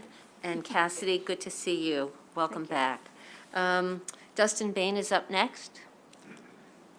Mr. Bain, you have up to 2.5 minutes. Welcome to EHE. Thank you. And let's see. Other witnesses, if you want to start moving up. Ashley Van Cleef will be next if you want to move to the front row or something. Thank you. Go ahead, Mr. Bain. Welcome. Thank you. My name is Dustin Bain. I'm the father of an 8-year-old nonverbal autistic child. It started at 2 minutes, by the way, not 2.5. And I know you'll hear a lot of testimony, so it's tough to absorb all of it. And I just want you to take a second and imagine just for a day you couldn't speak. You couldn't text, you couldn't write it down, you couldn't give a note to your parents or a teacher. You had no way of expressing your needs or your wants. And then imagine you're back in school and you're being abused verbally, mentally, physically. And you go home and you can't tell your parents. You have no way of expressing to them what's going on to you. You go back to school and you can't tell a teacher, you can't tell an administrator, you can't tell a principal. You have no way of doing this. And then your parent just keeps taking you there over and over and over again to be abused. You lose faith in the adults, the teachers, you lose faith in your own parents. You have no safe zone. This is happening all over our country right now, and we're allowing it. We have a way of preventing this. My son came home with a bruise bigger than the size of my fist in the center of his back. No answers as to what happened. No one knew, supposedly. They were already under investigation for documented abuse that had been going on for 2 years. If there was cameras in those rooms, they would have removed the individuals involved. My son did not have to go through that abuse. It could have been prevented. We're not asking for something special. This is just the basic safety that a normal child gets that can express what's going on to them when they go to school. Doing too many things. As Lori mentioned, we have this in 5 other states right now. It's coming. We're going to have it here because it's the right thing to do. You protect your children. Now the question is, do we lead by example and get out in front of this and protect our children now? Or do we follow in shame after we're the ones on the front of the newspaper that has the next story about the child that, heck, the one that died unfortunately in Anne Arundel County? Thank you, And Mr. we could Bain. have video records of that. Thank you so much. Thank you. We're sorry, I mean, it's horrifying, but these stories really help us to make these decisions. So thank you for your time and your stories. I appreciate it. Absolutely. And I was incorrect when I said 2.5 minutes. That's what we used to do, but now that we have so many bills, we have shifted mostly to 2 minutes for witnesses. So no one was shortchanging you, but we were glad. We were glad for your stories. Thank you. And you are Ashley Van Cleef. All right, Ms. Van Cleef, Law for Parents. Welcome. You have 2 minutes. Good afternoon. I'm here as a former special education teacher, a school system administrator, a school system attorney, and now I represent parents, and I'm asking for your support of this bill. It provides that opportunity to protect our most vulnerable students who cannot speak for themselves. Our students who cannot communicate what happened at school come home with bruises, and both the parents and the teachers in the schools, they need those answers as to what happened. Unfortunately, children do get hurt in schools, and it's been brought to light in the Frederick County Department of Justice settlement that's been widely spread within the news and social media recently. I worked with the Department of Justice as they were investigating, facilitating parents telling those stories. There were innumerable incidents of abuse and irreparable harm that occurred. These are students who we cannot find a place where they can go to school now because they don't feel safe in school buildings. Had we had cameras, that would have made a difference in these cases, rather than the DOJ having to get involved. And the abuse could have been brought to light much sooner with significant less harm for our students and significant less expense now to the county. So as we think about this bill, it's both good for our teachers and it's good for our students. I work with children who come from all areas. I say Wycomico to Washington County. They're across the state with these same issues. These children are ones that have gone into a fetal position and urinated on themselves when their parents have tried to take them back into a classroom. They're telling us through their behaviors that something horrible has happened, but they can't tell us with their words. We have children who have broken out the bus windows on their way to school, telling us, I don't feel safe there. You need to help me not go back into that school building. These children and the school staff, they need to be supported with this bill in order to answer the question as to what happened, why are our children behaving this way, and parents shouldn't have to seek legal help to get those answers, nor should teachers. If teachers are wrongfully accused, they shouldn't have to seek their union assistance either. This bill gives you the opportunity to help both the children and the teachers, and we thank you for your support. Thank you, Ms. Van Cleef. We have a number of other witnesses. If let's see, Senator Klausmeier, maybe if you scooch over just a little, we can get 3 of your witnesses in at the same time? I'll be glad. I'll sit right back there. Or sit in the front row? That would be amazing. Thank you. Andrea Smedley Hasty, if you're here, Melissa Rosenberg, Taryn Reinhardt, are those 3 people here?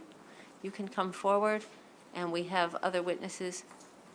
So as the chair always says, if you can be conscious of being additive and not duplicative, that would be helpful to us, and you don't need to take the full 2 minutes. There is a lot of favorable testimony. I will note, colleagues, that there is unfavorable testimony as well. So please introduce yourself, and you may begin. Whichever of you wants to go first. Sure. Thank you for having me here today. I'm Melissa Rosenberg. I'm with the Howard County Autism Society, and I'm representing today both the Autism Society and Pathfinders for Autism.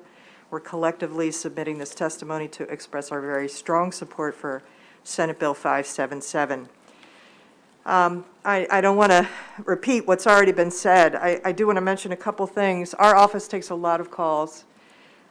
It's an enormous leap of faith for a parent of a non-speaking child to put that child on a bus or to put that child in a classroom. And that's why this bill is so important. We don't want to minimize any of the concerns. We feel like there are so many wonderful educators and paraeducators out there. We do feel this is a very balanced bill. 30% of individuals with autism, however, are non-speaking or minimally verbal, and so it is of concern to us. Having video in the classroom, on the bus, in the hallway, as Lori mentioned earlier, is very important. We believe this bill as written addresses any potential concerns about the use of cameras. We think it's balanced and provides much-needed protection to our most vulnerable children and does not endanger the privacy of children or staff. We recommend that implementation be done with sufficient planning to provide consistency across the state, and it's imperative that the school system, staff, and parents can be confident that this key initiative is installed with rigor and efficacy and with proper safeguards. So just in conclusion, thank you for your consideration, and we strongly support a favorable return on this bill. Thank you. Thank you very much, Ms. Rosenberg. And you are? Taryn Reinhardt. Hi. Welcome, Ms. Reinhardt. Is my time going? Oh, sorry. Good afternoon, Vice President, Chair, and fellow committee members. I'm here today asking you to support Senate Bill 577. My name is Taryn Reinhardt, and I'm a sophomore at Annapolis High School. I have an awesome 13-year-old sister, Destiny. She is who's nonverbal and has cerebral palsy. When I was in 5th grade, I was called down to the office one day at school. A lady started asking me questions about my parents. What were their rules? How did they punish us? What did we have for dinner last night?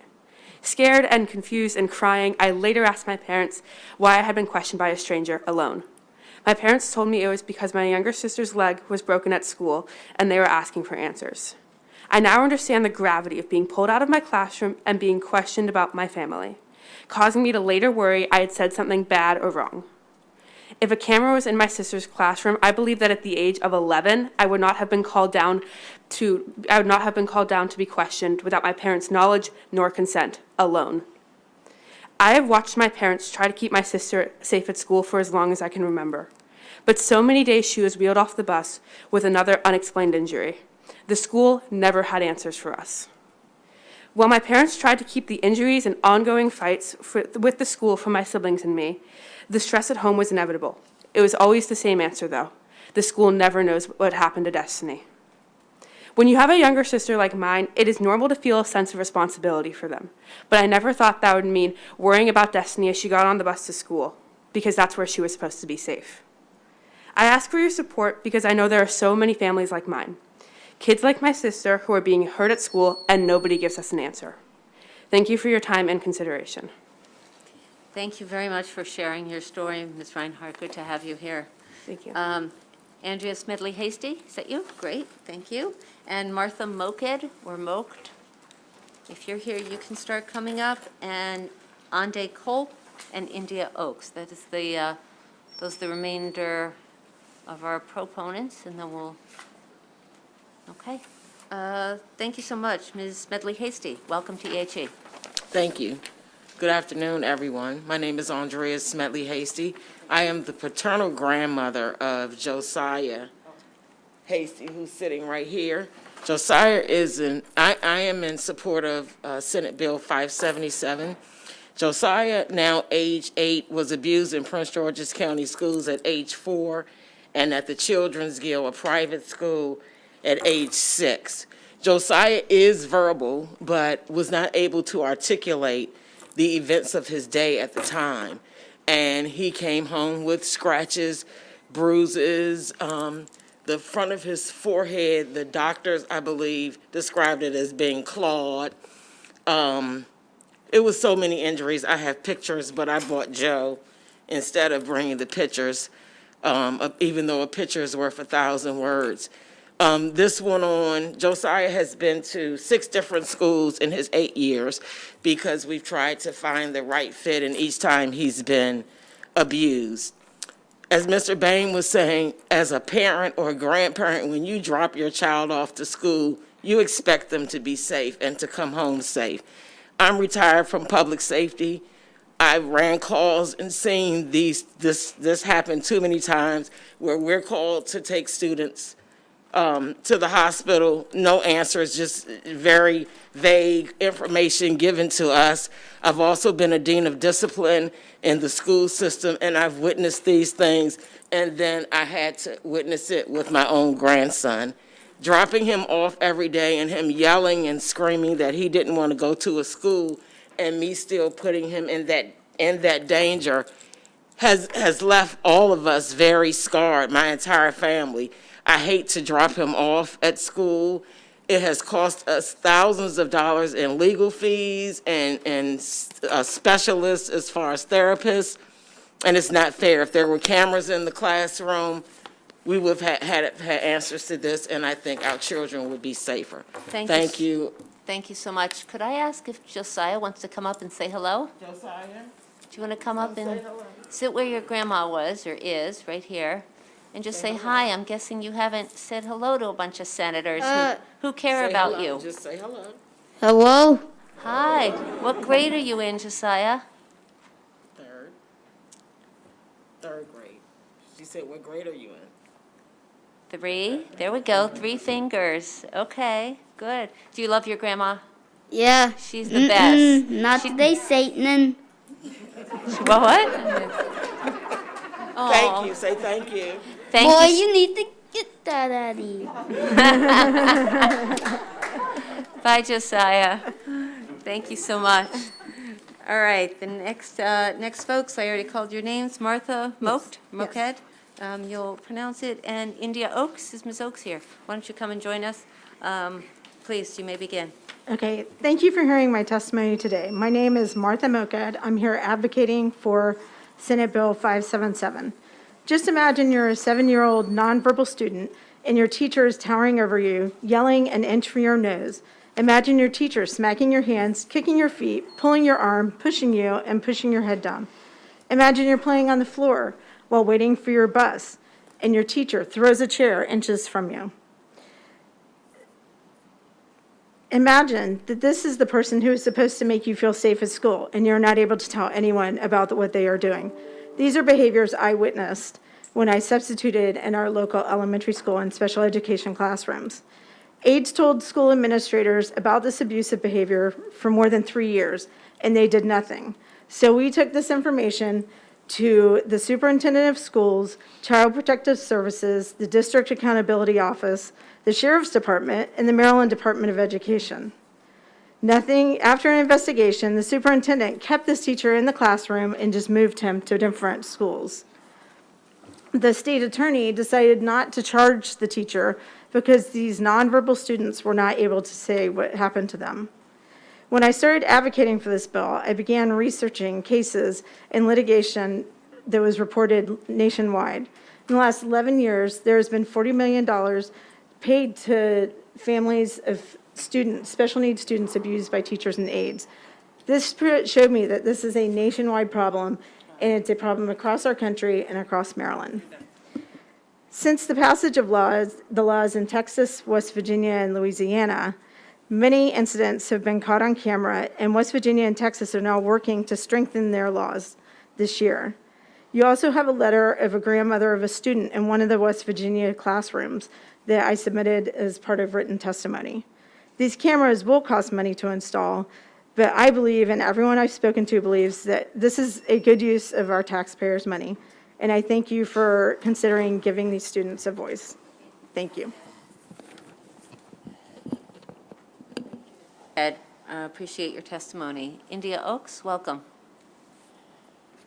Good afternoon. India Oaks speaking in favor of Senate Bill 577. And apologies and thank you in advance for accommodating the following testimony running 2 minutes 30 seconds, based on committee guidelines still posted online. I usually rattle off different statistics to back up any testimony, but today I am here so you hear directly from someone with a speech disability. As I often say, I am lucky, never being subject to physical abuse, and as someone born with no significant mobility issues, I was able to find ways to communicate for myself and handle the discrimination from peers and teachers, and I know sitting here, you show a respect for me that you give all who take time to testify, but the reality is, far too many in society only see my disability and dismiss me, whether it is a worker at McDonald's who won't take my order,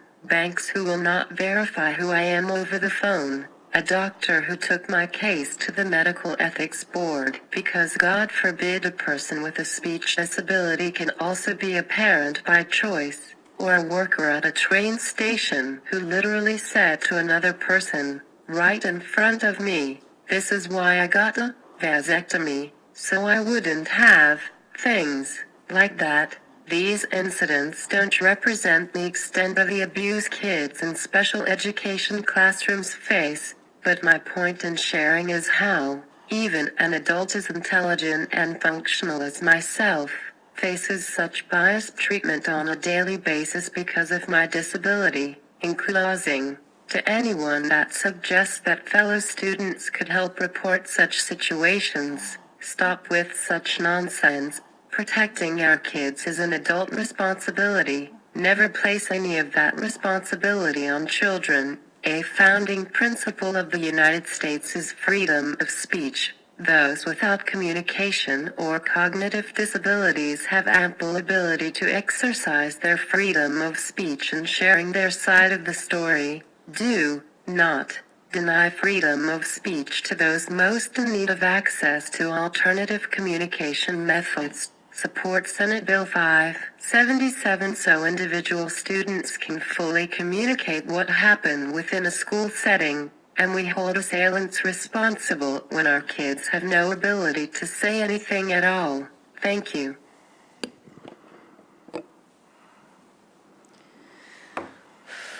Thank you, Ms. Oaks. Thank you for sharing your stories. You got me there with the guy in the train station. I hope you were able to lodge a complaint and use your beautiful voice in order to get that guy fired. So, thank you. Andy Culp, is Andy Culp here? Okay, and that'll wrap us up. All right. Good afternoon, Madam Vice Chair, members of the committee. I'm Andy Culp, and I'm with the ARC Maryland.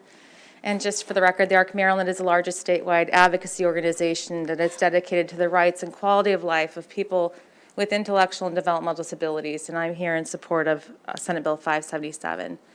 So I'll try not to repeat too much about what was already said before regarding the aspects of the bill, but instead focus on a story from a father that I talked to a couple weeks ago, who has a son, lives in Baltimore County, who kept coming home with bruises on his body, and he couldn't reliably tell his father. He had words, but couldn't reliably recall what happened to him at school. So the father was kind of terrified, wanted answers for his son, tried to get answers from the school. School kept putting him off, saying, well, maybe it happened at home. They actually sent Child Protective Services out to his home, saying that it must have happened at home, which is, it's terrifying, as a parent to report something and expect the school and trust the school to look into it, and then to have that turned on you. He finally, after it happened a third time, was at American Education Week and went to the principal and said, look, I really need to know what's happening with my son. And the principal stood up, and this father is about 5'4". Principal stood up, over 6 feet tall, towered over him and told him to drop it. So my point is that, parents have real fears about retaliation for themselves and their children when they report these things. So they face this uncertainty and the fear of retaliation that if they prefer the matter further, that their child might be placed in another school or that Child Protective Services will be out to their house. So this bill has been well-crafted to make sure it took care of some of the ARC's concerns that the cameras also not be used to monitor student behavior for placement decisions, because we don't want kids forced out of their classrooms. So we're really happy with the state it's in right now. And in closing, we'd like to ask for the committee's favorable report on Senate Bill 577. Thanks. Thank you to all the witnesses and advocates with us today. Thank you for Senator Klausmeier. There is a bunch of favorable and unfavorable testimony in our folders, and I just flagged that for your attention. I see no questions from colleagues, so that completes the hearing on... Two more. Could you tell me the names, please? Susan Reinhardt, Lori Baturin. We got Taryn Reinhardt, who already... I think what I may have done, I did oral first, but then I went and did some, I uploaded some written testimony. Okay. Lori Beth Baturin, is that what you said? Yes. Okay. Thank you. You go first.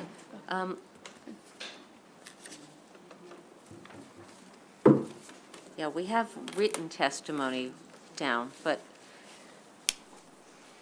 can we just go super fast? Yeah. Because we really would love to hear from you, but we have Thank just you. a long Yeah. day. Do you want- Please, go ahead. Thank you for the opportunity to listen to my son's story. My name is Lori Baturin, and this is my son, Alex. He is a certificate-bound Washington County Public Schools student. Alex is a quadriplegic, medically complex, nonverbal, and developmentally 12 to 18 months old. 3 years ago, when his private duty nurse was abusing him, we are not sure how long this problem had been occurring. One day, the school principal was walking past the classroom where Alex and his nurse were alone in the classroom, having quiet time because Alex had just had a series of seizures. The principal observed Alex's nurse hitting him, saying, "You will not do this to me today." Had she not been walking by, who knows how long this would have or had been going on for. The nurse was under the employ of a nursing agency that I contracted to go to school with Alex. Nurses, teachers, and administrators in school are in a school setting and believed to be beyond reproach. We are seeing examples of how this is simply not true. Cameras in classrooms for my son's population are a check and double check. Now, what do I mean by double checking?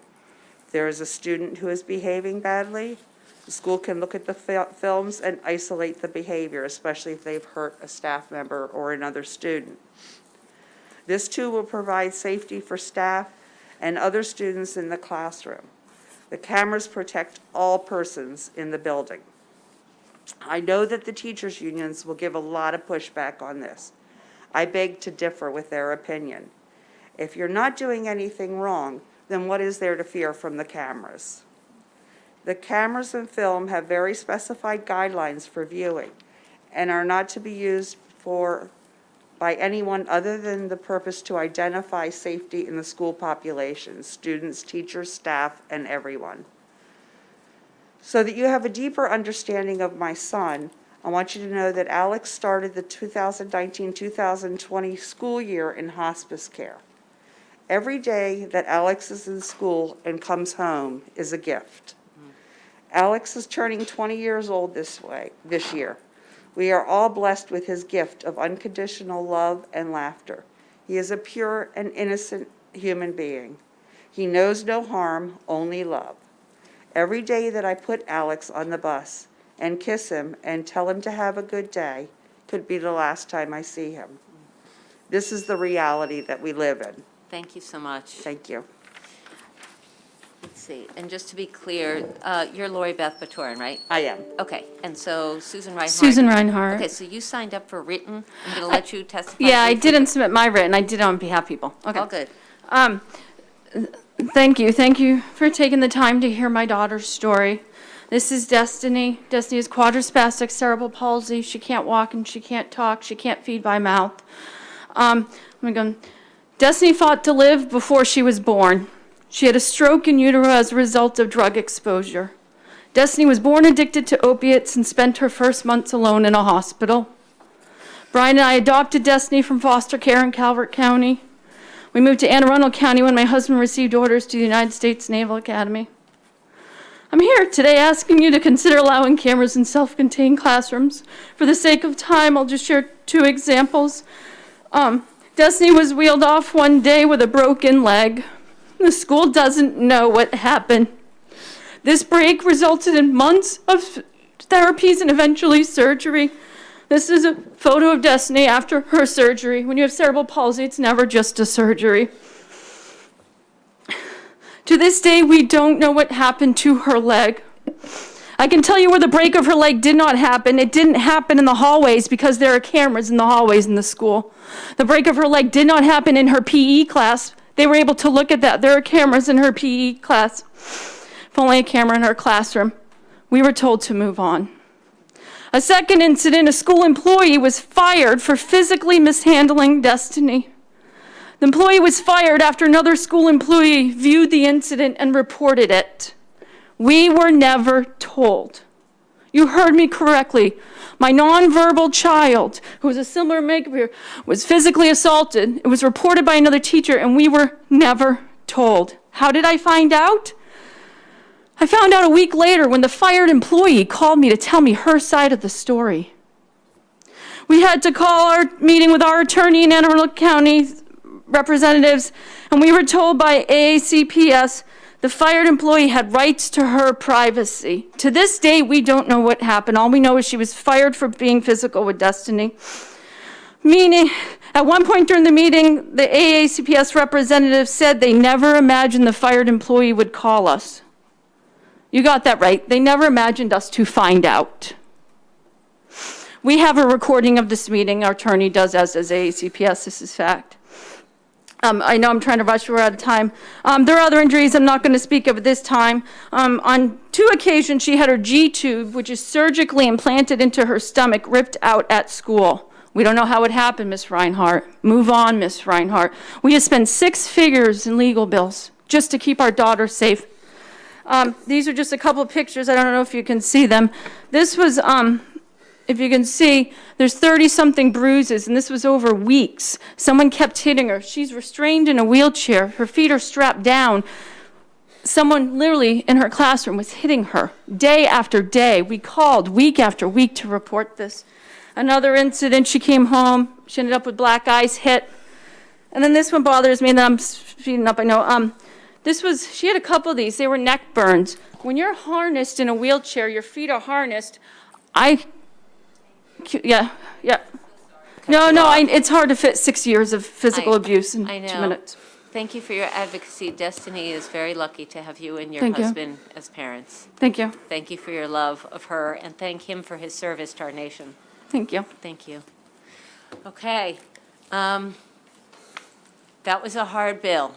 Thank you, Senator Klausmeier. Thank you to all of the parents and the students and the advocates, and thank you for your stories. Thank you for letting the last 2. Yes, of course. Okay, so that completes the hearing on Senate Bill 577. Let's all take a deep breath. Senator Lee, you're going to be up next.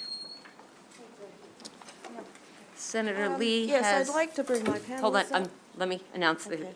So Senator Lee has Senate Bill 462, Public Schools, Expanded American History Development, I can't even read after that last bill, sorry.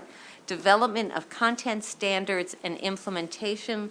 If you would like to bring up... Yes, I would like to bring my hold on one witnesses second, up, let me if that's just... okay with you. Hold on one second. You did not indicate any sponsor witnesses, but we will bring up the county executive and Catherine Shahinian and Amy Fry, if you'd like to. And then next up, Christine Lee. Just bring the chair up. Yeah, so you didn't indicate any witnesses, Senator, and so we'll... Oh, I thought we did. I thought we filed. Yeah, no, unfortunately, none of them were indicated, so I don't even see Anita Neal Powell here, who's my constituent and friend, so Anita that Powell one's okay. is with the Lincoln Foundation. She could not come at No, I last see minute. that, so, but she had signed up. Richard Deshay Elliott, is he here? Okay.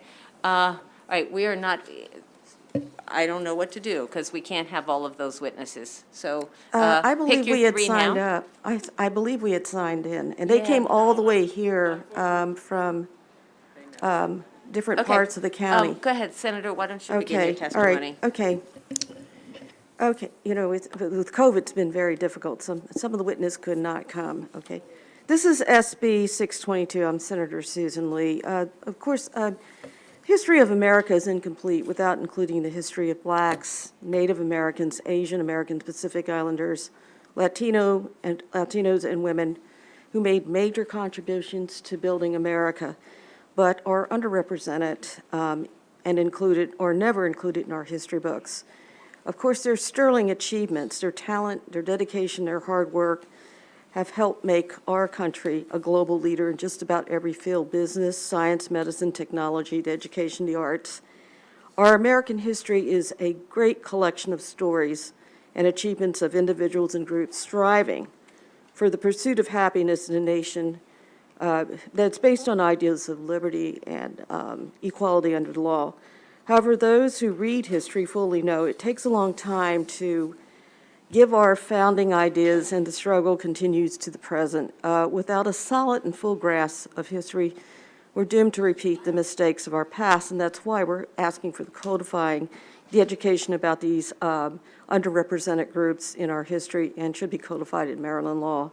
Of course, the murder of George Floyd and the recent 155% surge in hate crimes and violence against Asian Americans, Pacific Islanders, and the disparagement of women, immigrants, and people of color fueled by toxic rhetoric by some of those in the highest office and trust have highlighted the great importance of expanding the curriculum to include the better understanding of their experiences and to counter any misinformation and stereotypes.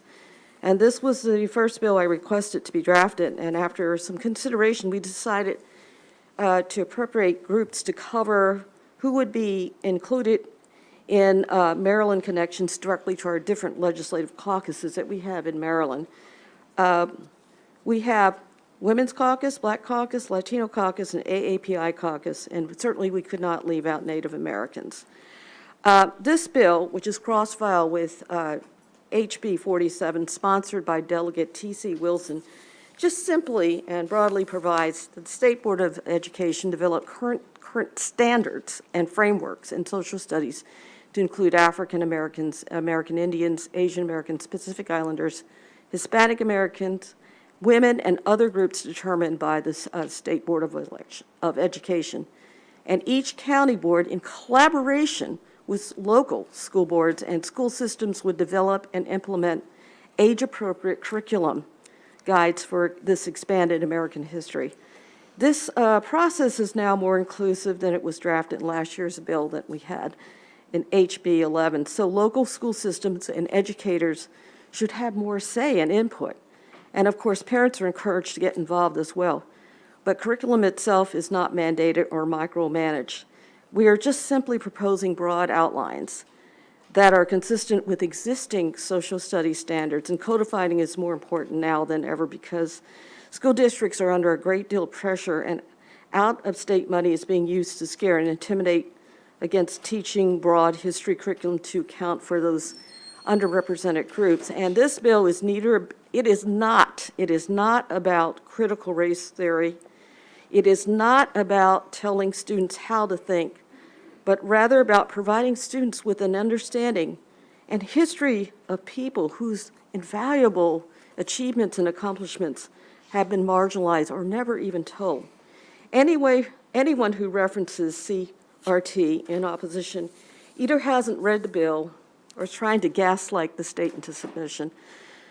This bill will provide educators and school boards the cover they need to focus on the task at hand in educating our kids with fulsome view of our nation's history. And this bill will not only help integrate their history into the mainstream, but enable students, particularly girls and those from communities of color, to build great pride and identity. In addition, these students will be our next generation of leaders. So SB 462 will provide our students with an accurate and more complete record of our nation's experiences to enable them to make decisions on how to move forward. We need to flip the script on book banning and hateful rhetoric. E pluribus unum, out of many, one. But to understand the one, we must understand the many groups that had to fight to get equal rights under the law. And that struggle and the accomplishments of the groups listed are models of American exceptionalism. I'd like to share my own personal experiences, if I may. I am a third-generation American of Chinese descent, born in San Antonio, Texas, but raised mostly in Maryland, and frequently made to feel like a foreigner in my own country, being the target of racial epithets and told to go back to China. When I was a young kid in Texas, history classes rarely, if ever, included the significant contributions made by Latinos, Native Americans, or Asian Americans, but mostly highlighted the story of the defenders of the Alamo.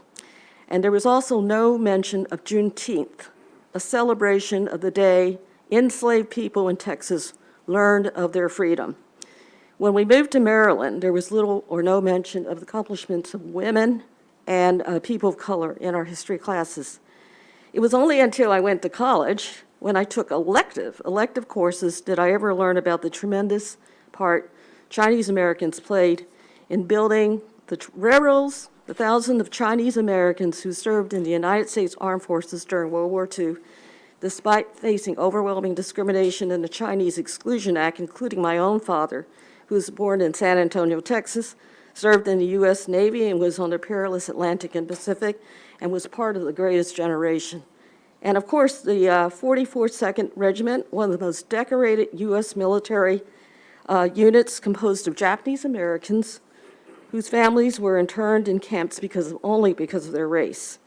And there's many other examples too. I believe that our students would benefit from expanding their knowledge by learning about those individuals, their talent, their sacrifices, and the work that changed the world, like people like American and Maryland hero Harriet Tubman, the Reverend Dr. Martin Luther King, Rosa Parks, our own Congressman Elijah Cummings, Congressman John Lewis, someone named Wilma Mankiller, Native American, the courageous Tuskegee Airmen who defended freedom, and the Navajo code talkers who created an unbreakable code during World War II.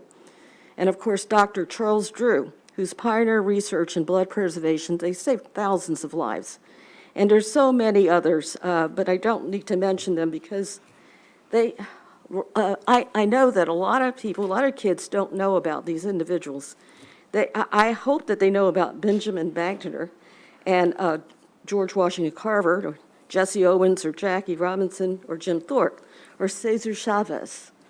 I don't know if they know them, but I hope that they will know about them because they worked very hard to fulfill the promise of America.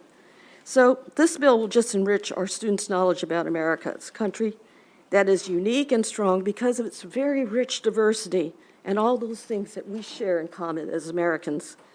So, and we share that. We share that love of freedom, justice, and country. And our collective history must include the history of those individuals that have been marginalized too, but need to be recognized. For these reasons, I respectfully request my colleagues vote favorably on HB 462.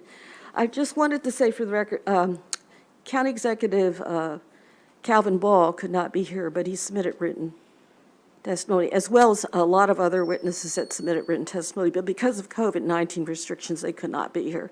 But they wanted to express their support for the bill. First off, I need, and I didn't want to interrupt the senator, but we need to have fewer people at the table. So if two of you could please go back to the front row where it's not marked as no seating, that would be great. Mr. County Executive, of course, you're going to be first out of deference to your position. So you should please come up, but then if one of the other women could please step back, that would be great. So again, as I said to Senator Lee before, there are no witnesses that she had designated, and so this is a courtesy, obviously, to the county executive. We'll give I don't know what to do. I haven't gotten guidance from, and the chair isn't here right now. But let's do the 2 minutes let's give the county executive 3 minutes.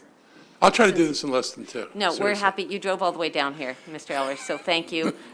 So we're just going to try to go a little fast, but also listen to all the voices since you made the trip down here. So Okay. thank you. Welcome, Mr. County Executive. Thank you. Thank you for letting me talk to you this morning, and I think I saw most of you yesterday. So it's nice to be back in Annapolis again. I'm writing to express my strong support for Senate Bill 462, Public Schools Expanded American History.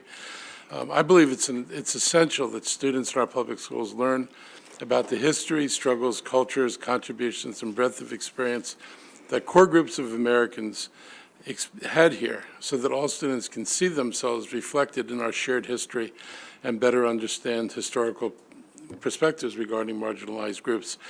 I can't think of any more demonstrative case than the case of African Americans in history books in the United States, and the absence of any discussions really about Reconstruction, what happened after the Civil War.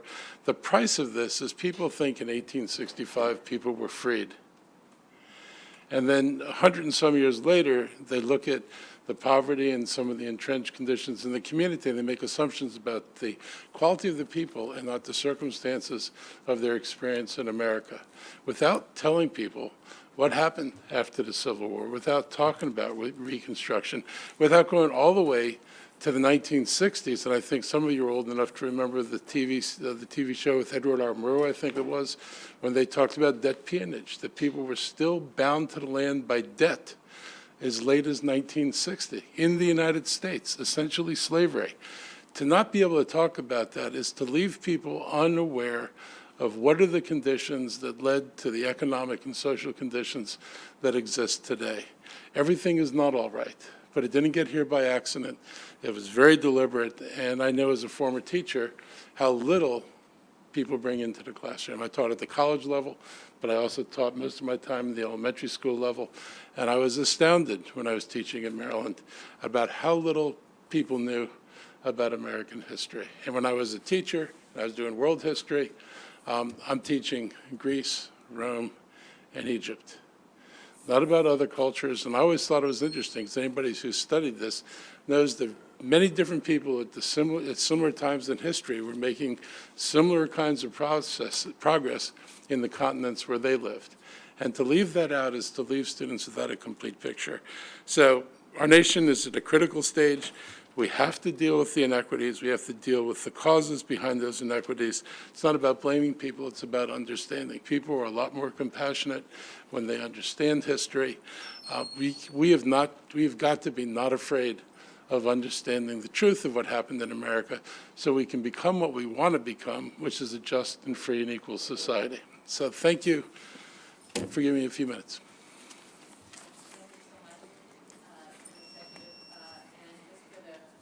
Just for the record, I do not see any testimony from County Executive Ball, but there is a lot of other testimony in our folders, so I encourage colleagues to go check that out.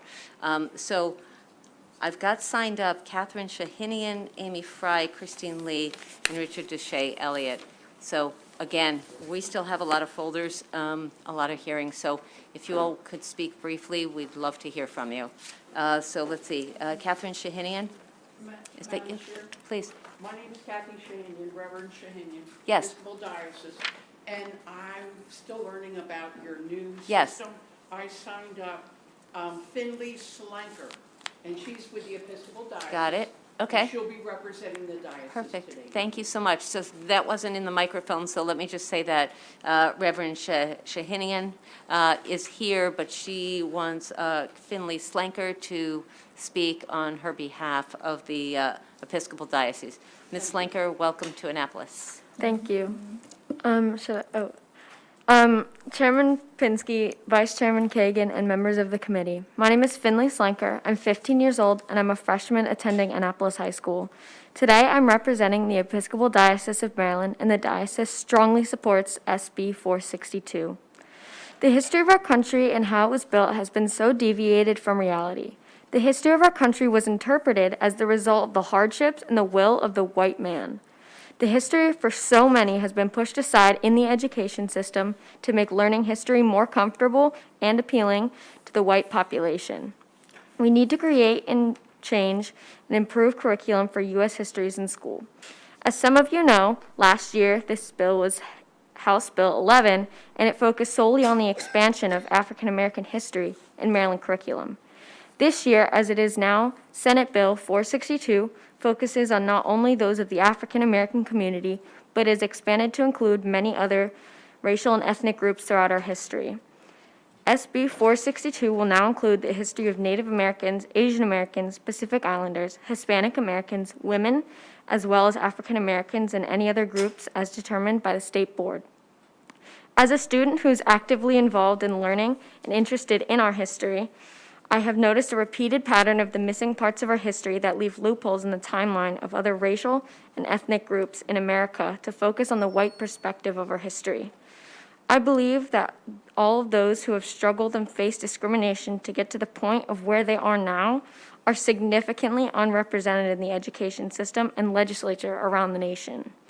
I strongly urge all of you to please vote in favor of SB 462 to help us all understand each other and create a stronger America. Thank you for allowing me to speak on behalf of SB 462 and all of those who will benefit by this bill. We encourage a favorable report. Thank you very much, Ms. Slanker. Good job.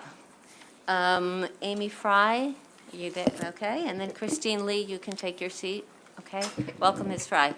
Thank you. Good afternoon. My name is Amy Jean Chung Fry. I'm a parent with children in Maryland Public Schools, an elected official, and today I'm here in my capacity as the Anti-Hate Program Associate for Asian Americans Advancing Justice, AAJC, in support of Maryland Senate Bill 462. Advancing Justice AAJC is a national nonprofit, nonpartisan organization that works to advance the civil and human rights of Asian Americans and to build and promote a fair and equitable society for all.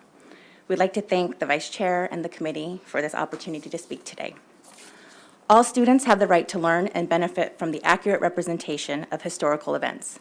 SB 462 would provide that foundation for our youth to recognize and learn about the roles that different communities have had as an important part of U.S. history.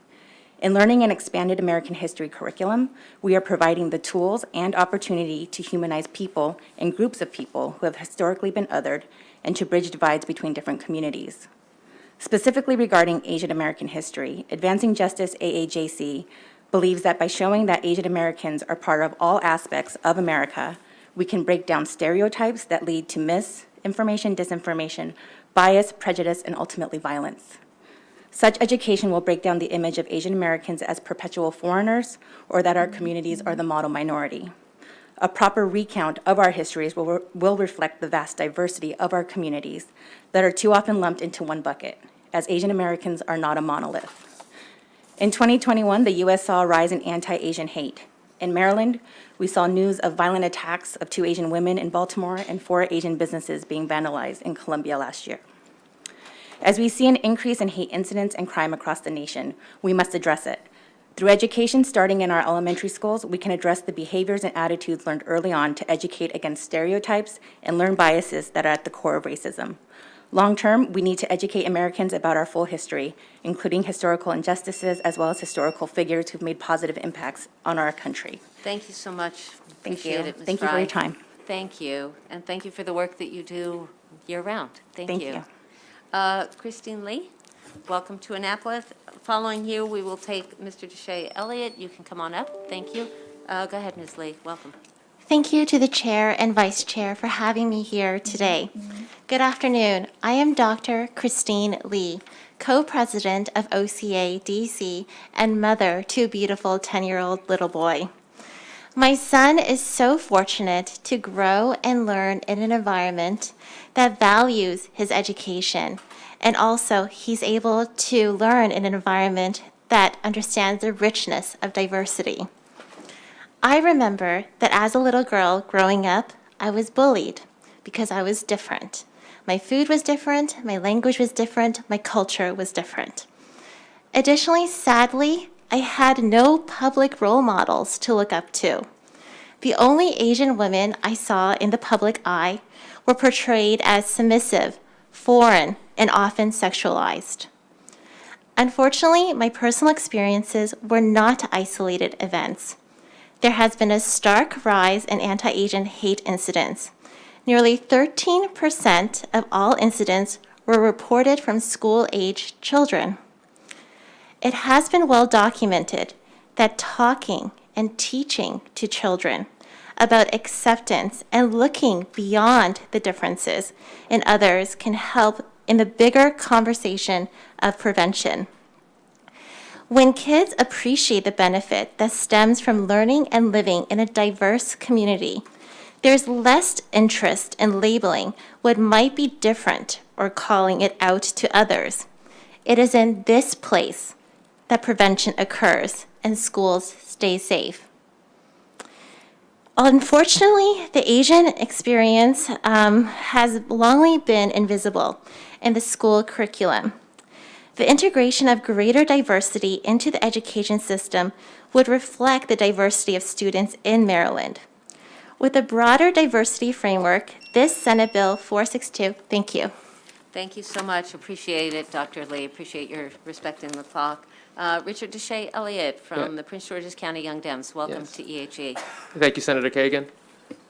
Hello, everybody. My name is Richard Deshay Elliott. I've met a few of you all before. I'd like to congratulate and thank County Executive Elrich and others for mentioning Reconstruction. On that concept, my last name, Elliott. I am a direct descendant of the first African-American congressman in the history of this country, Congressman Robert Brown Elliott.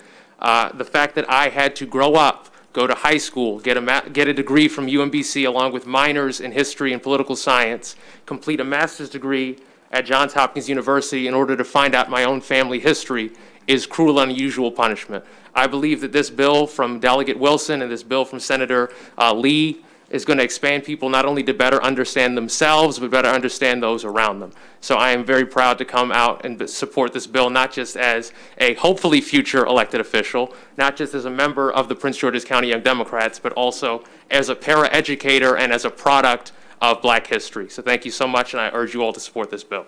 Thank you for your activism, and thank you all for taking the time to come to Annapolis. This is only the second day that we've been back in person, and we know it's a lot easier to get into a Zoom room than it is to drive to Annapolis and park and wait and all that. It's not as fun as seeing you, though. Sorry.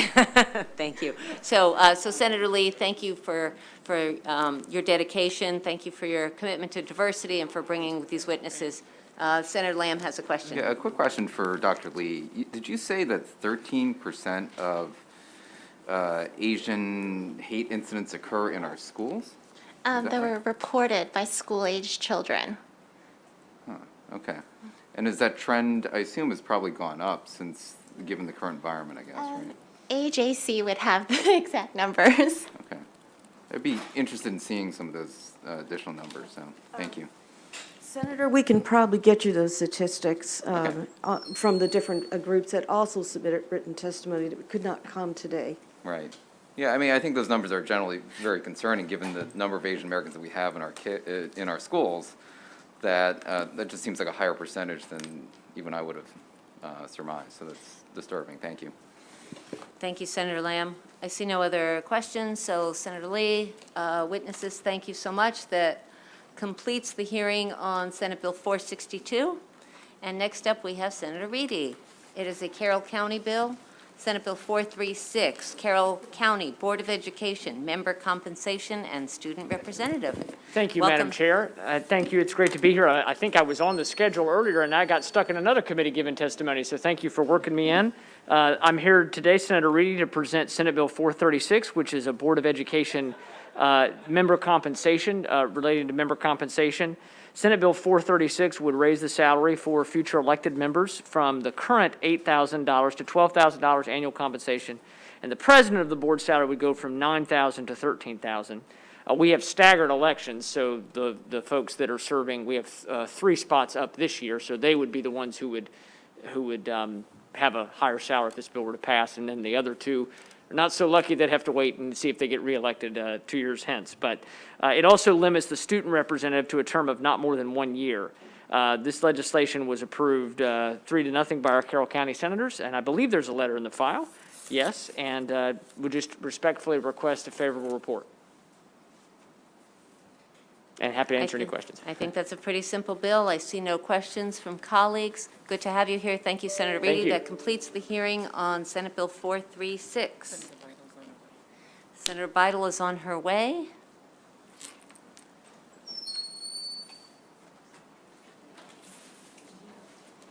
And Senator Hester is not yet back.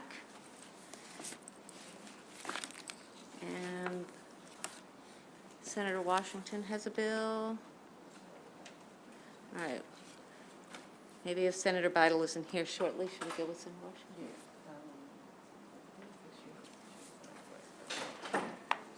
All right. We'll give it a moment. Thank you, thank you. So yesterday, when I came into judicial proceedings, and they had been waiting for a moment while I ran over there, they were in the middle of sharing jokes. Does anyone have a clean joke they want to share for the amusement of anyone watching at home? Senators? Chair Smith was telling dad jokes. All right, Senator Bidle is here, so you all are spared. Anyone watching at home, you are spared bad dad jokes. Senator Bidle, welcome to EHE. Thank you. Let's see, your bill is Senate Bill 510, Anne Arundel County Board of Education member compensation. We just heard the same bill for Carroll County. So we assume we are not going to hear 95 witnesses from you. But welcome to Education, Health, and Environmental Affairs. Thank you, Madam Vice Chair and members of EHE. For the record, I'm Senator Pam Bidle, and I'm presenting Senate Bill 510. So Senate Bill 510, Anne Arundel County Board of Education, would increase the compensation for our Board of Education by $10,000. Until this year, our Board of Ed was $8,000 per member, $9,000 for vice chair, and $10,000 for chair. But that was before they were required to be elected. And so now that we have a fully elected board and looking at other boards around the state, it just makes sense to increase their salaries to be more competitive. And hopefully some candidates that couldn't run because their current jobs would not pay them for the time lost from work. This would be more incentive for people to be able to run for the Board of Ed. We will take a vote in the Senate. We haven't done so yet, but after the hearing, we'll do a delegation vote. So I ask for a favorable report, and thank you for allowing me to present Senate Bill 510. Question from Senator Ellis. Thank you, Madam Vice Chair. Thank you, Senator Bidle, for this bill. So I heard you said that their salaries will be increased by $10,000. Yes. So is it increased to $10,000 or $10,000 additional? So what will it be? Where's it going from and what will it be? I'm just curious. So currently, a member makes $8,000, so it would take it to $18,000. Okay. Vice president would go to $19,000, and the president would go to $20,000. Thank you very much. Thank you. Thank you for your question. Guys, I see no other comments or questions. 18,000, I think you might get some good folks running for Board of Ed. Thank you, Senator Bidle. Good to see you. That completes the hearing for Senate Bill 510, and the chairman is back. Thank you. We're going to move to 519, Senator Washington. Student organized peaceful demonstration, student discipline and policy. We'll first hear from the good senator. Then we will hear from John DePietro, Hunter Craig, and Christian Thomas. Then we'll hear from Kevin Bokum, Ian Hurd, and I think that'll do it. So, welcome to Annapolis. Wonderful to be here. For the record, I'm Senator Mary Washington. I'm pleased to present and support and ask for your favorable support of Senate Bill 519. You know, in response to student protests of the Vietnam War, it was not until 1970s in a Supreme Court case that we began to set a precedent for addressing the rights of students' freedom of expression. However, more than 50 years later, there is still no such protections in Maryland law for students. SB 519 would protect the rights of students to demonstrate on school grounds without fear of criminal consequence. There is a precedent in Maryland law and in Maryland in defining the conditions of students in our education code. We hear bills to that effect all the time. For example, there are the preservation of rights and special situations for students in Article 17-412. We preserve the rights of students seeking to overcome drug abuse, so we ensure that they're not discriminated against while they're trying to become sober. We protect in 7-301 attendance policies for pregnant and parenting students, making sure we make accommodations for them. We've also made adjustments in the area of discipline. In 7-306, corporal punishment was outlawed as a form of a code of discipline. Specifically, we said that no school employee may not administer corporal punishment to discipline a student in a public school in the state. We also prohibited suspensions or expulsions of students enrolled in public kindergarten programs, first grade or second grade. We also have some general regulations in COMAR that are not codified, but that address discipline. And why I raise them here is that this is where in Maryland, in our regulations, that we sort of set our values around what discipline should be. And we do reside the right to set standards of discipline with each local board. And we say that each local board, that there should be student discipline policies and regulations.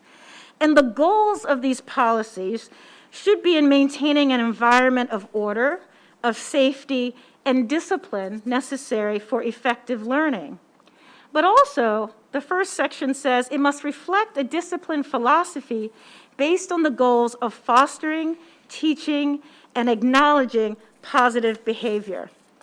Colleagues, we all agree that peaceful demonstration plays an important role in our society.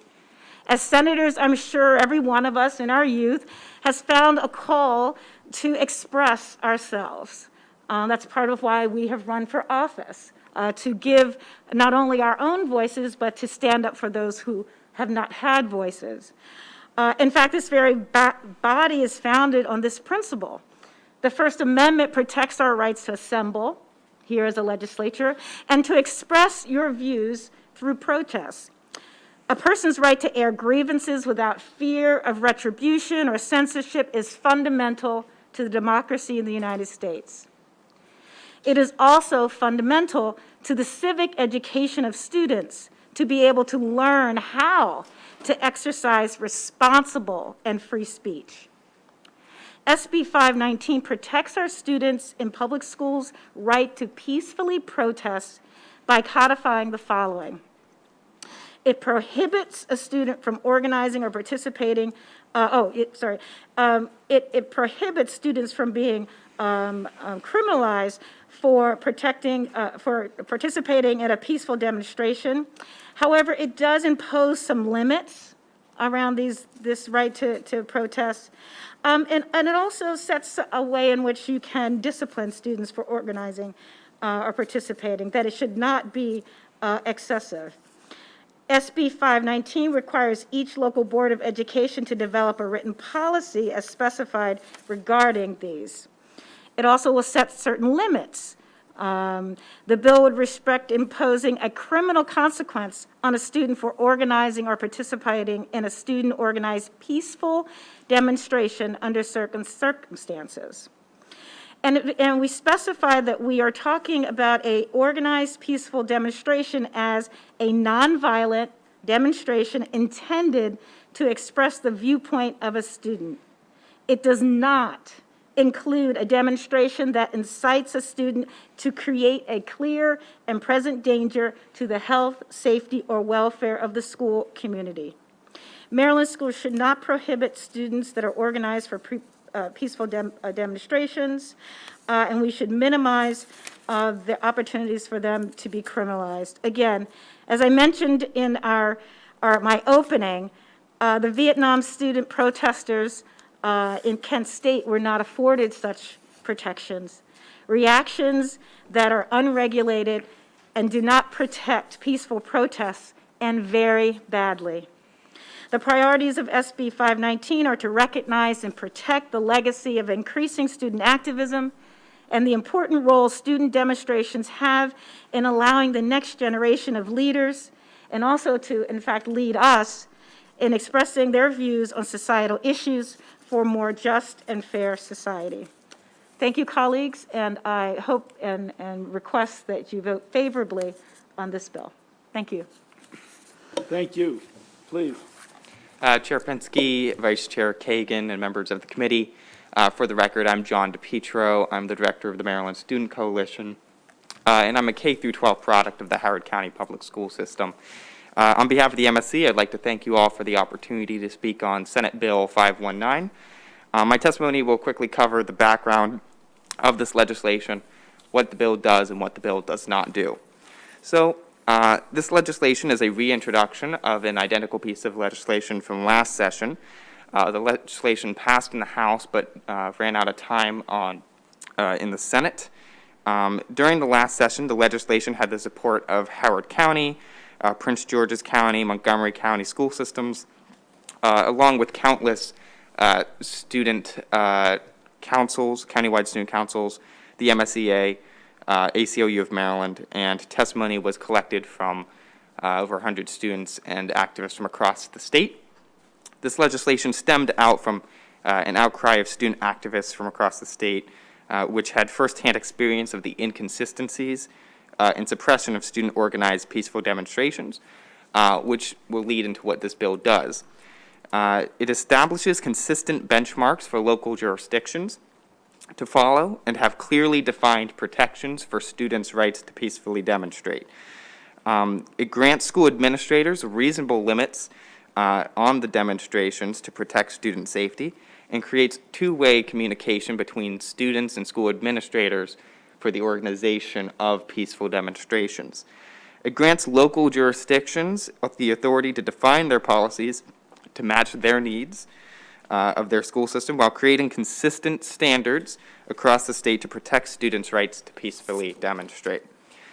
Some of the concerns that were expressed in the previous session were that was it legal? Last year, an identical bill was reviewed by the Attorney General's office and the ACLU, and it was agreed that this legislation legislates already existing judicial standards that had been in effect but were not being followed. These were from Tinker versus Des Moines, Bethel versus Fraser, and Morse v. Frederick. These were things that our school system should have already been following, but had not due to inconsistent standards and policies implemented. And so for further details, you can review the briefs that were submitted in the testimony on behalf of the MSC. And then additionally, one of the major questions was, does this grant free rein for students to be disruptive and truant? This legislation has direct provisions inside of it that detail what is and is not a peaceful demonstration, what qualifies as a disruption, and what and provides opportunities for the school administration to limit demonstrations that they deem to be both disruptive, unsafe, and that can provide additional harm to students, while also ensuring that from standards established from the Attorney General's office that they must have actual reason to do so to limit the demonstrations. They can't do so off of just a hunch. They have to be able to prove that it's something that needs to be limited to protect student safety. And additionally, with the truancy, this legislation also addresses what a spontaneous demonstration is versus a organized demonstration, and what qualifies when students are participating in such. I'm happy to answer any questions you have about the logistics or background of the bill, and I respectfully urge the committee to issue a favorable report on this legislation. Thank you, Mr. DePietro. Mr. Craig? Thank you. Please. Good afternoon, Chair Pinsky, Vice Chair Kagan, and esteemed members of the committee. My name is Hunter Craig, and I'm speaking as the Deputy Director of the Maryland Student Coalition in favor of Senate Bill 519. It can hardly be argued that either students or teachers shed their constitutional rights to freedom of speech or expression at the schoolhouse gate. This quote, made by Supreme Court Justice Abe Fortas during the Tinker v. Des Moines trial, illuminates the legal responsibility and the legal right that students have to demonstrate on school grounds. The 1969 ruling made clear that students' First Amendment constitutional rights shall not be muted upon stepping foot into a public institution that they're legally required to attend. Senate Bill 519 will serve to protect such universal rights for students without the fear of additional consequences. This bill will also elevate student voice and recognize the importance of peaceful demonstration. Furthermore, this bill will offer an unintentional but wholly desired educational experience, civic engagement. Unfortunately, many school systems in the state of Maryland either directly or indirectly fail to recognize this Supreme Court precedent. Some students are subject to penalties ranging from detention to long-term suspension if they carry out a demonstration on school grounds. In 2018, a group of Maryland students pleaded to their county's Board of Education to allow them to organize and participate in nationwide protests. Even though that county had a policy in their rule books allowing students to participate in demonstrations, its vagueness allowed the board to block the students' request. Like this case, the majority of school systems in the state do not outline clear and consistent standards for which students shall have the ability to peacefully assemble. This bill provides the necessary uniformed code that permits mutually agreed upon conditions between students and administration when it comes to organizing a peaceful demonstration. It also respects local autonomy by directing school systems to develop their own policy. For the reasons stated above, I urge the committee to issue a favorable report on Senate Bill 519. Thank you. Thank you. Mr. Thomas? Thank you. Good afternoon, Chair Pinsky, Vice Chair Kagan, and honorable members of the Senate Committee. My name is Christian Thomas, the 41st student member of the Baltimore County Public Schools Board of Education.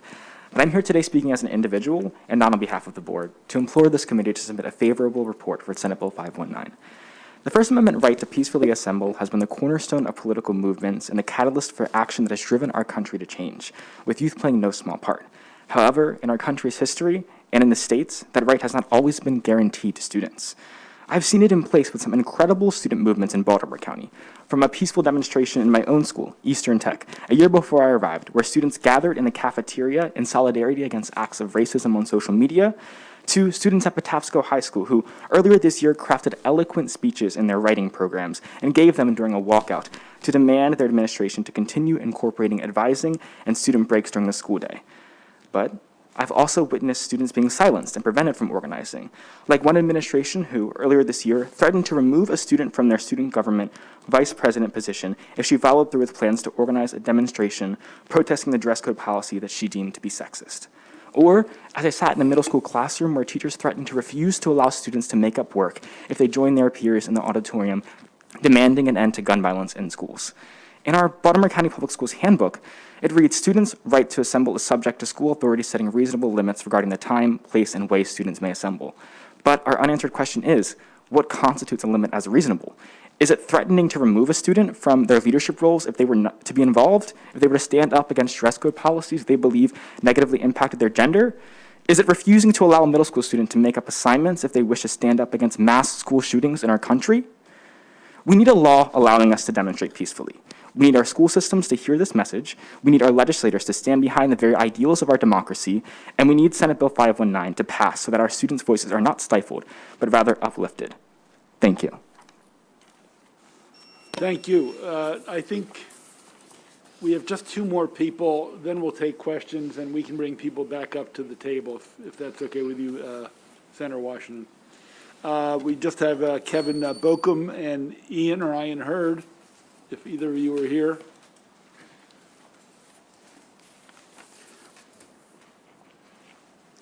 Good afternoon, honorable members of the committee, chair, vice chair, members. My name is Kevin Bokum, and I'm delighted to speak to you today. I am a current student with the Maryland Public Schools, currently Washington County Public Schools. I have the privilege of having served on the Washington County Public Schools Board of Education as student member, and now currently on the Maryland State Board of Education as student member. I'm speaking today as an individual in support of SB 519. I stand in favor of this bill through my commitment to student activism and ensuring the student voice is heard. Within schools, we hear great leaders accomplishing great change and societal impacts. In the summer of 2020, we saw Marylanders and students, parents, teachers, educators alike uniting together to support Black Lives Matter and to ensure that we truly know that our Black lives do matter. Students demonstrating has been long since. We've seen so many instances of student demonstrations which have achieved beneficial causes. Within Generation Z, students have engaged and used their ability to communicate on social media to organize protests, to organize demonstrations which have brought to light student concerns and student issues. Speaking from a policy standpoint, as we look at local school systems throughout the state, their policies on student demonstrations vary considerably. From one county, we can have in Western Maryland to one county, Eastern Maryland to Central to Southern, the policies on student demonstrations and having these rights codified are not similar and they can vary substantially. Students are not having a right that is being protected. This is why this bill is so important, because it allows uniformity. On the state board, as I look at appeals that come from local school systems, a majority of them have to do with free speech and the consequences around that. We need laws on the books which give adequate and good guidelines so that every single board of education can develop regulations and policies which are suited to them but all surround a center framework, ensuring our students' rights are protected and ensuring our students are safe while protesting or demonstrating. So thank you. Thank you. Senators of the committee, thank you for your time and attention to this matter. I know we're running on the back end here, but it is nonetheless a very important bill. My name is Ian Hurd, and I serve as the student member on the Charles County Board of Education, as well as formerly the chairman of the Maryland Youth Advisory Council. Today, I'm speaking in my personal capacity on this bill and also as a student leader on behalf of this bill. Senate Bill 519 is a bill of great importance that strikes not just at the heart of Maryland, but our nation. Peaceful demonstrations are a uniquely American right that all of our citizens deserve to participate in. I think Senator Washington very eloquently stated that all of us have a call to action at some point in our lives. And I think for a lot of our students in the state of Maryland, that was the Parkland shooting. I can recall the protests that were organized on a national level that many Maryland jurisdictions faced as a result of that shooting. That was very real, and I had seen students who had no interest in politics, no interest in policy, enter this field because they saw something wasn't right, and they knew they needed to step up.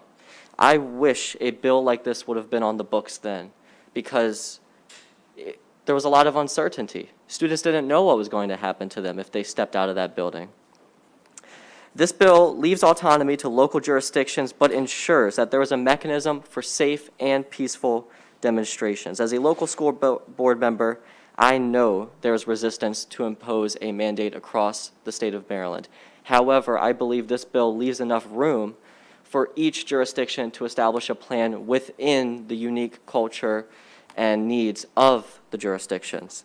I and the students of Maryland ask that you protect and ensure the ability of our young people to exercise their right to peacefully demonstrate safely and deliver a favorable report for Senate Bill 519. Thank you, Senators. Thank you, Mr. Hurd. Thank all the witnesses. Questions? Senator Ellis, followed by the Vice Chair. Yeah, thank you, Mr. Chairman, and thank you, Senator Washington, for this bill. I just want to thank and say I'm so proud of all the students coming to testify. You represent your jurisdiction very well.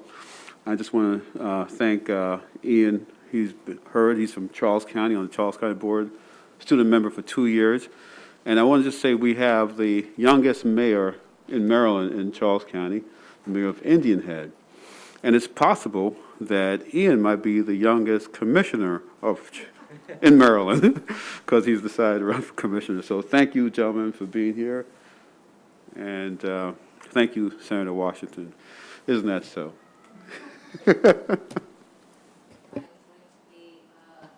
Emulating the good senator from Charles County, I was proud to be involved in student government and voted for the first SMOB, so it's great to have the student members on the board and former student members and student member on the state board. Like, good for you. Thank you for adding your voice while we have a new superintendent and stuff, so thank you all for your leadership and for coming down to Annapolis to be with us today. Thank you, Senator Washington. Thank you, Mr. Chairman. Well, I'm going to come at this from a different perspective. I'm reading the bill. It says a school may impose reasonable limitations of the time so it minimizes disruption. I assume the school can say during lunch or before school or after school. Then it says school administration notified of a student's intent to engage in the protest at least 48 hours in advance. And one of you mentioned about mutually agree on some of these terms.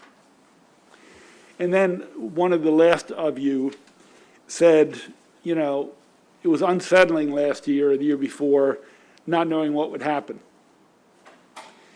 Well, someone who's been in lots of protests for a lot of years and numerous arrests for breaking the law, whether against apartheid in South Africa or the Keystone Pipeline or U.S. involvement in Central America,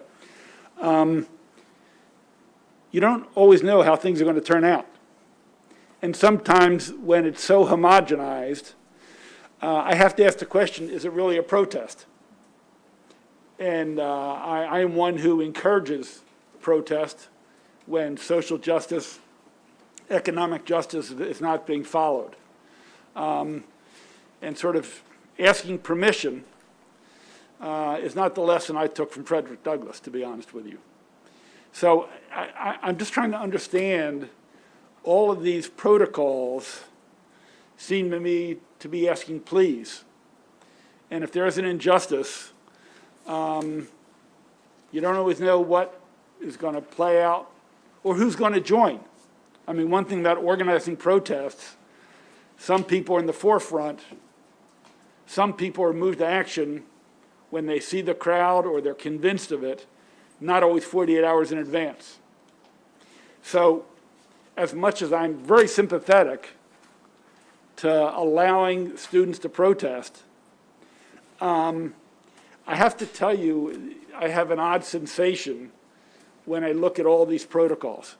And I'm not here to encourage you to break the school rule or get detention or be suspended. But to be honest, sometimes you got to do what you got to do.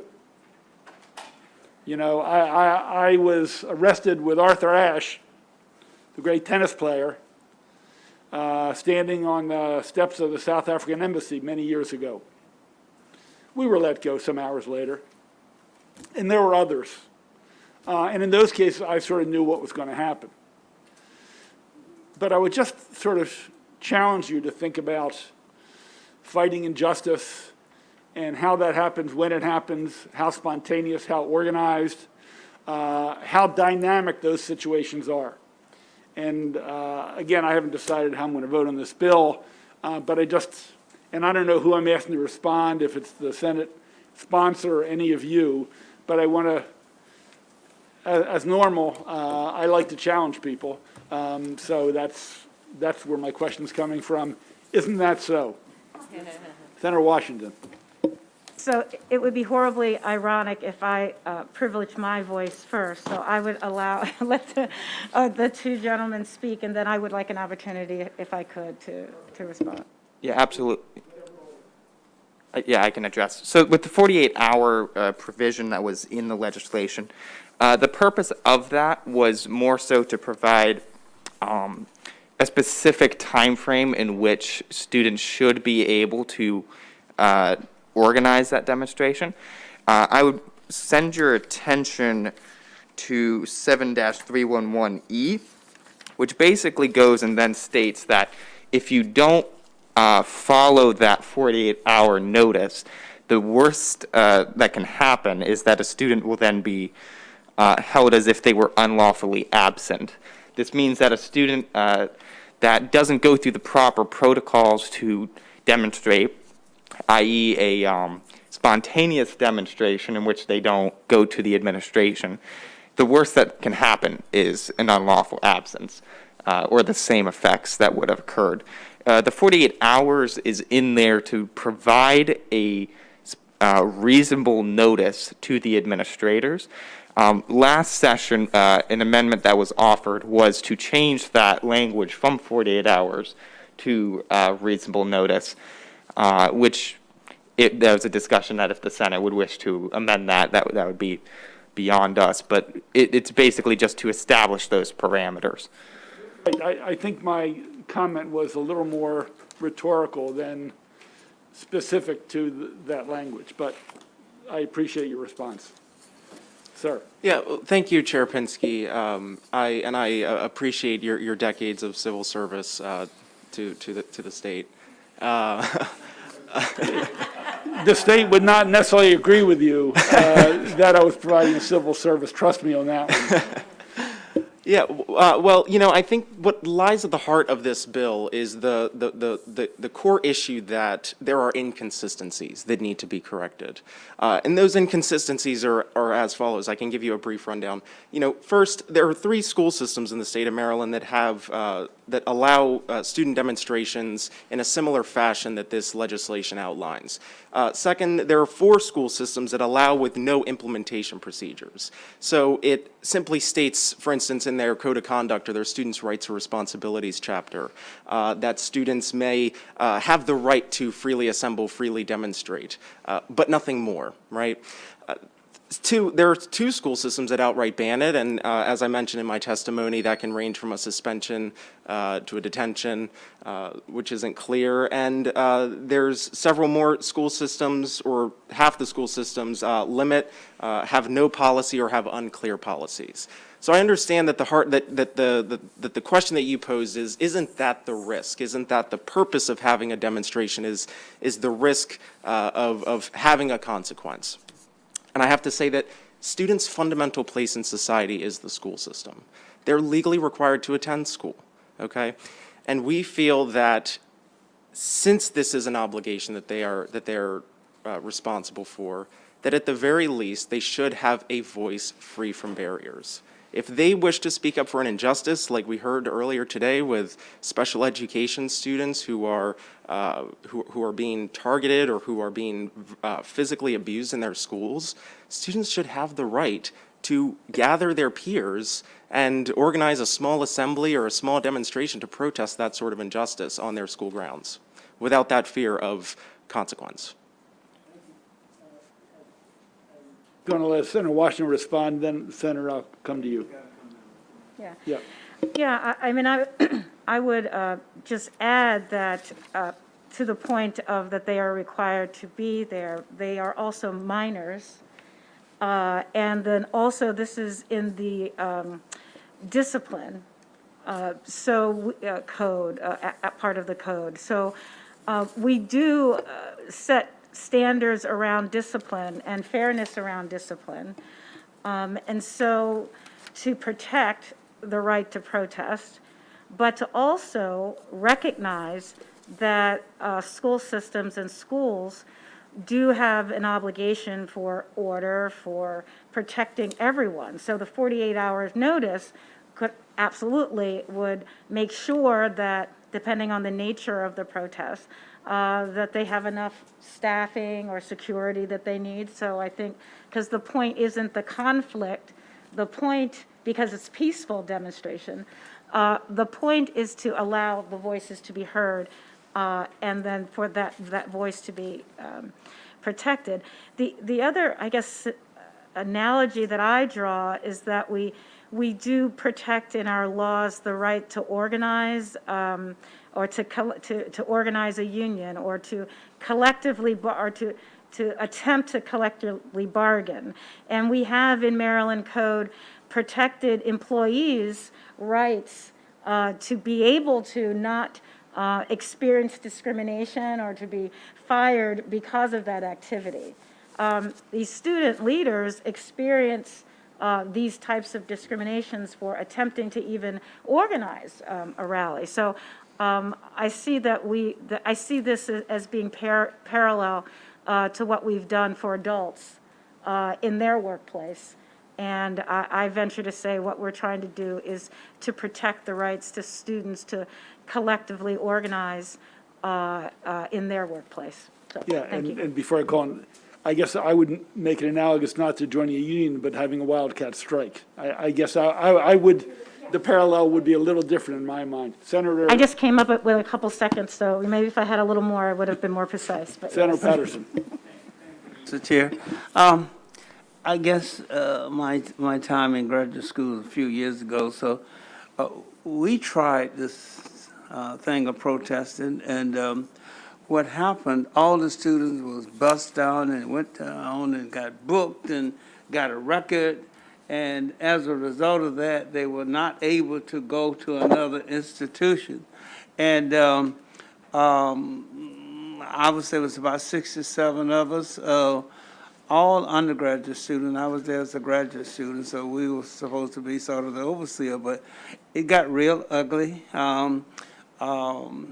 We had senators from Capitol Hill who came down to a particular school in Florida, and we may have gone beyond the boundaries a little bit. We actually dug a grave and was going to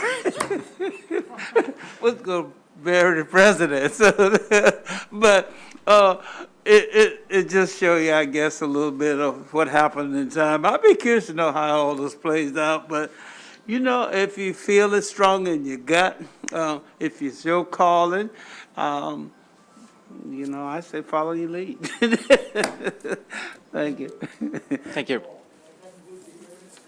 That concludes the hearing on Senator Washington's bill on student protest.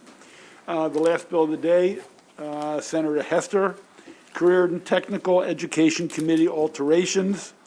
We'll have Senator Hester followed by Tafiya Pringle and Isaac Meyer. That's 478.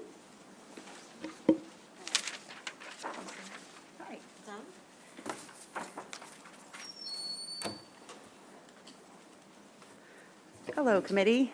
Welcome to the end of the long day. I'll be quick.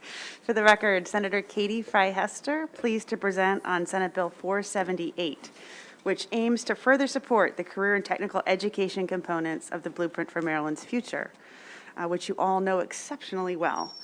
In Maryland, the average graduate from a 4-year university will incur $40,000 worth of student debt. This is a significant impediment for our students as they enter the job market and decreases their ability to afford housing, transportation, and other necessary expenditures. Career and technical education, as you know, provides an alternative which results in lower amount of student debt and significantly competitive wages in fields that are desperate for talent, such as cybersecurity, auto mechanics, HVAC, and the culinary arts. In order to provide our students the greatest chance of future success, we must provide them with the information they need to consider every single career possibility, not those who just require a 4-year degree. So Senate Bill 478 does 2 things. First, it adds representatives of the skilled trade organizations and career schools to the Career and Technical Education Committee. The main providers of this education to students, representatives from career schools, and skilled trade organizations have extensive knowledge about existing CTE programs and how best to market them. By including these essential perspectives, Senate Bill 478 would improve the committee's ability to carry out its goals in advancing CTE in Maryland. Second, the bill would require guidance counselors and school systems to provide information on opportunities offered by career schools and skilled trade organizations to our students by May 1st of their junior year and October 1st of their senior year. I have also requested a sponsor amendment for the committee's consideration to establish a reporting requirement for local boards of education to ensure compliance with the statute. In closing, this bill would ensure that high school students are provided access to high-quality information about career and technical education. And for these reasons, I respectfully request a favorable report on Senate Bill 478. Thank you, Senator. We'll hear from the 2 speakers, then we'll take questions. Ms. Pringle. Thank you. Mr. Chairman, Madam Vice Chair, and members of the committee, I am Tafiya Pringle, the Director of Career Services at Lincoln College of Technology, here today in support of SB 478. By way of background, Lincoln offers education in automotive technology, electrical electronic systems technology, HVAC, culinary arts, baking and pastry, and welding and metal fabrication. Our programs lead to either a certificate or an associate's degree. Over the last 10 years, we have graduated more than 4,500 skilled workers that stay in Maryland, fill key skilled trade jobs, and contribute to this state's economy. Lincoln is constantly assessing the workforce conditions in Maryland and identifying where workforce shortages are arising. In 2019, we invested $1 million to establish our welding program after recognizing the pending shortfall in the workforce. We are investing another $700,000 this year to add 20 more welding stations because our program has grown rapidly. Of note is that we had 100% placement of our graduates in the program the first year. Lincoln Tech and similar schools can play a vital role sharing workforce insights with the Career and Technical Education Committee to ensure the curriculum being introduced is maximized to meet the workforce needs of the state. This bill can be an important tool for Maryland students to continue a passion they gain by participating in the high school CTE course. Maryland has more than 100,000 high school students currently enrolled in CTE courses. And while many will go on to 2- and 4-year colleges, career schools and skilled trade programs offer an affordable opportunity to students who wish to continue their career-specific education. SB 478 ensures that students are provided with a list of all career colleges and skilled trade programs, so they are at least equipped with the information to make an informed decision on their post-secondary path. Thank you for the opportunity to testify today. I urge a favorable report on SB 478. Thank you very much. You're welcome. Mr. Chairman, members of the committee, good to be back with you all. Isaac Meyer, Compass Government Relations, here on behalf of Lincoln Tech. I'm not going to repeat the testimony from Ms. Pringle or Senator Hester, but I just want to leave you with one number, and that's about 25,000. That's the number of students each year who graduate high school who choose not to go on to college. And so that's really what this bill is about. It's just making sure that the students that, college might not be the perfect fit for them, they know what opportunities and options are available to them to continue their career and fill, high demand jobs that are available today. And so with that, I'd urge a favorable report and happy to answer any questions, Mr. Chairman and members. Thank you. Questions for the sponsor or the two witnesses, Senator Carosa? Question for the bill sponsor. Senator Hester, thank you for this bill. And I was looking at the interaction with the local schools.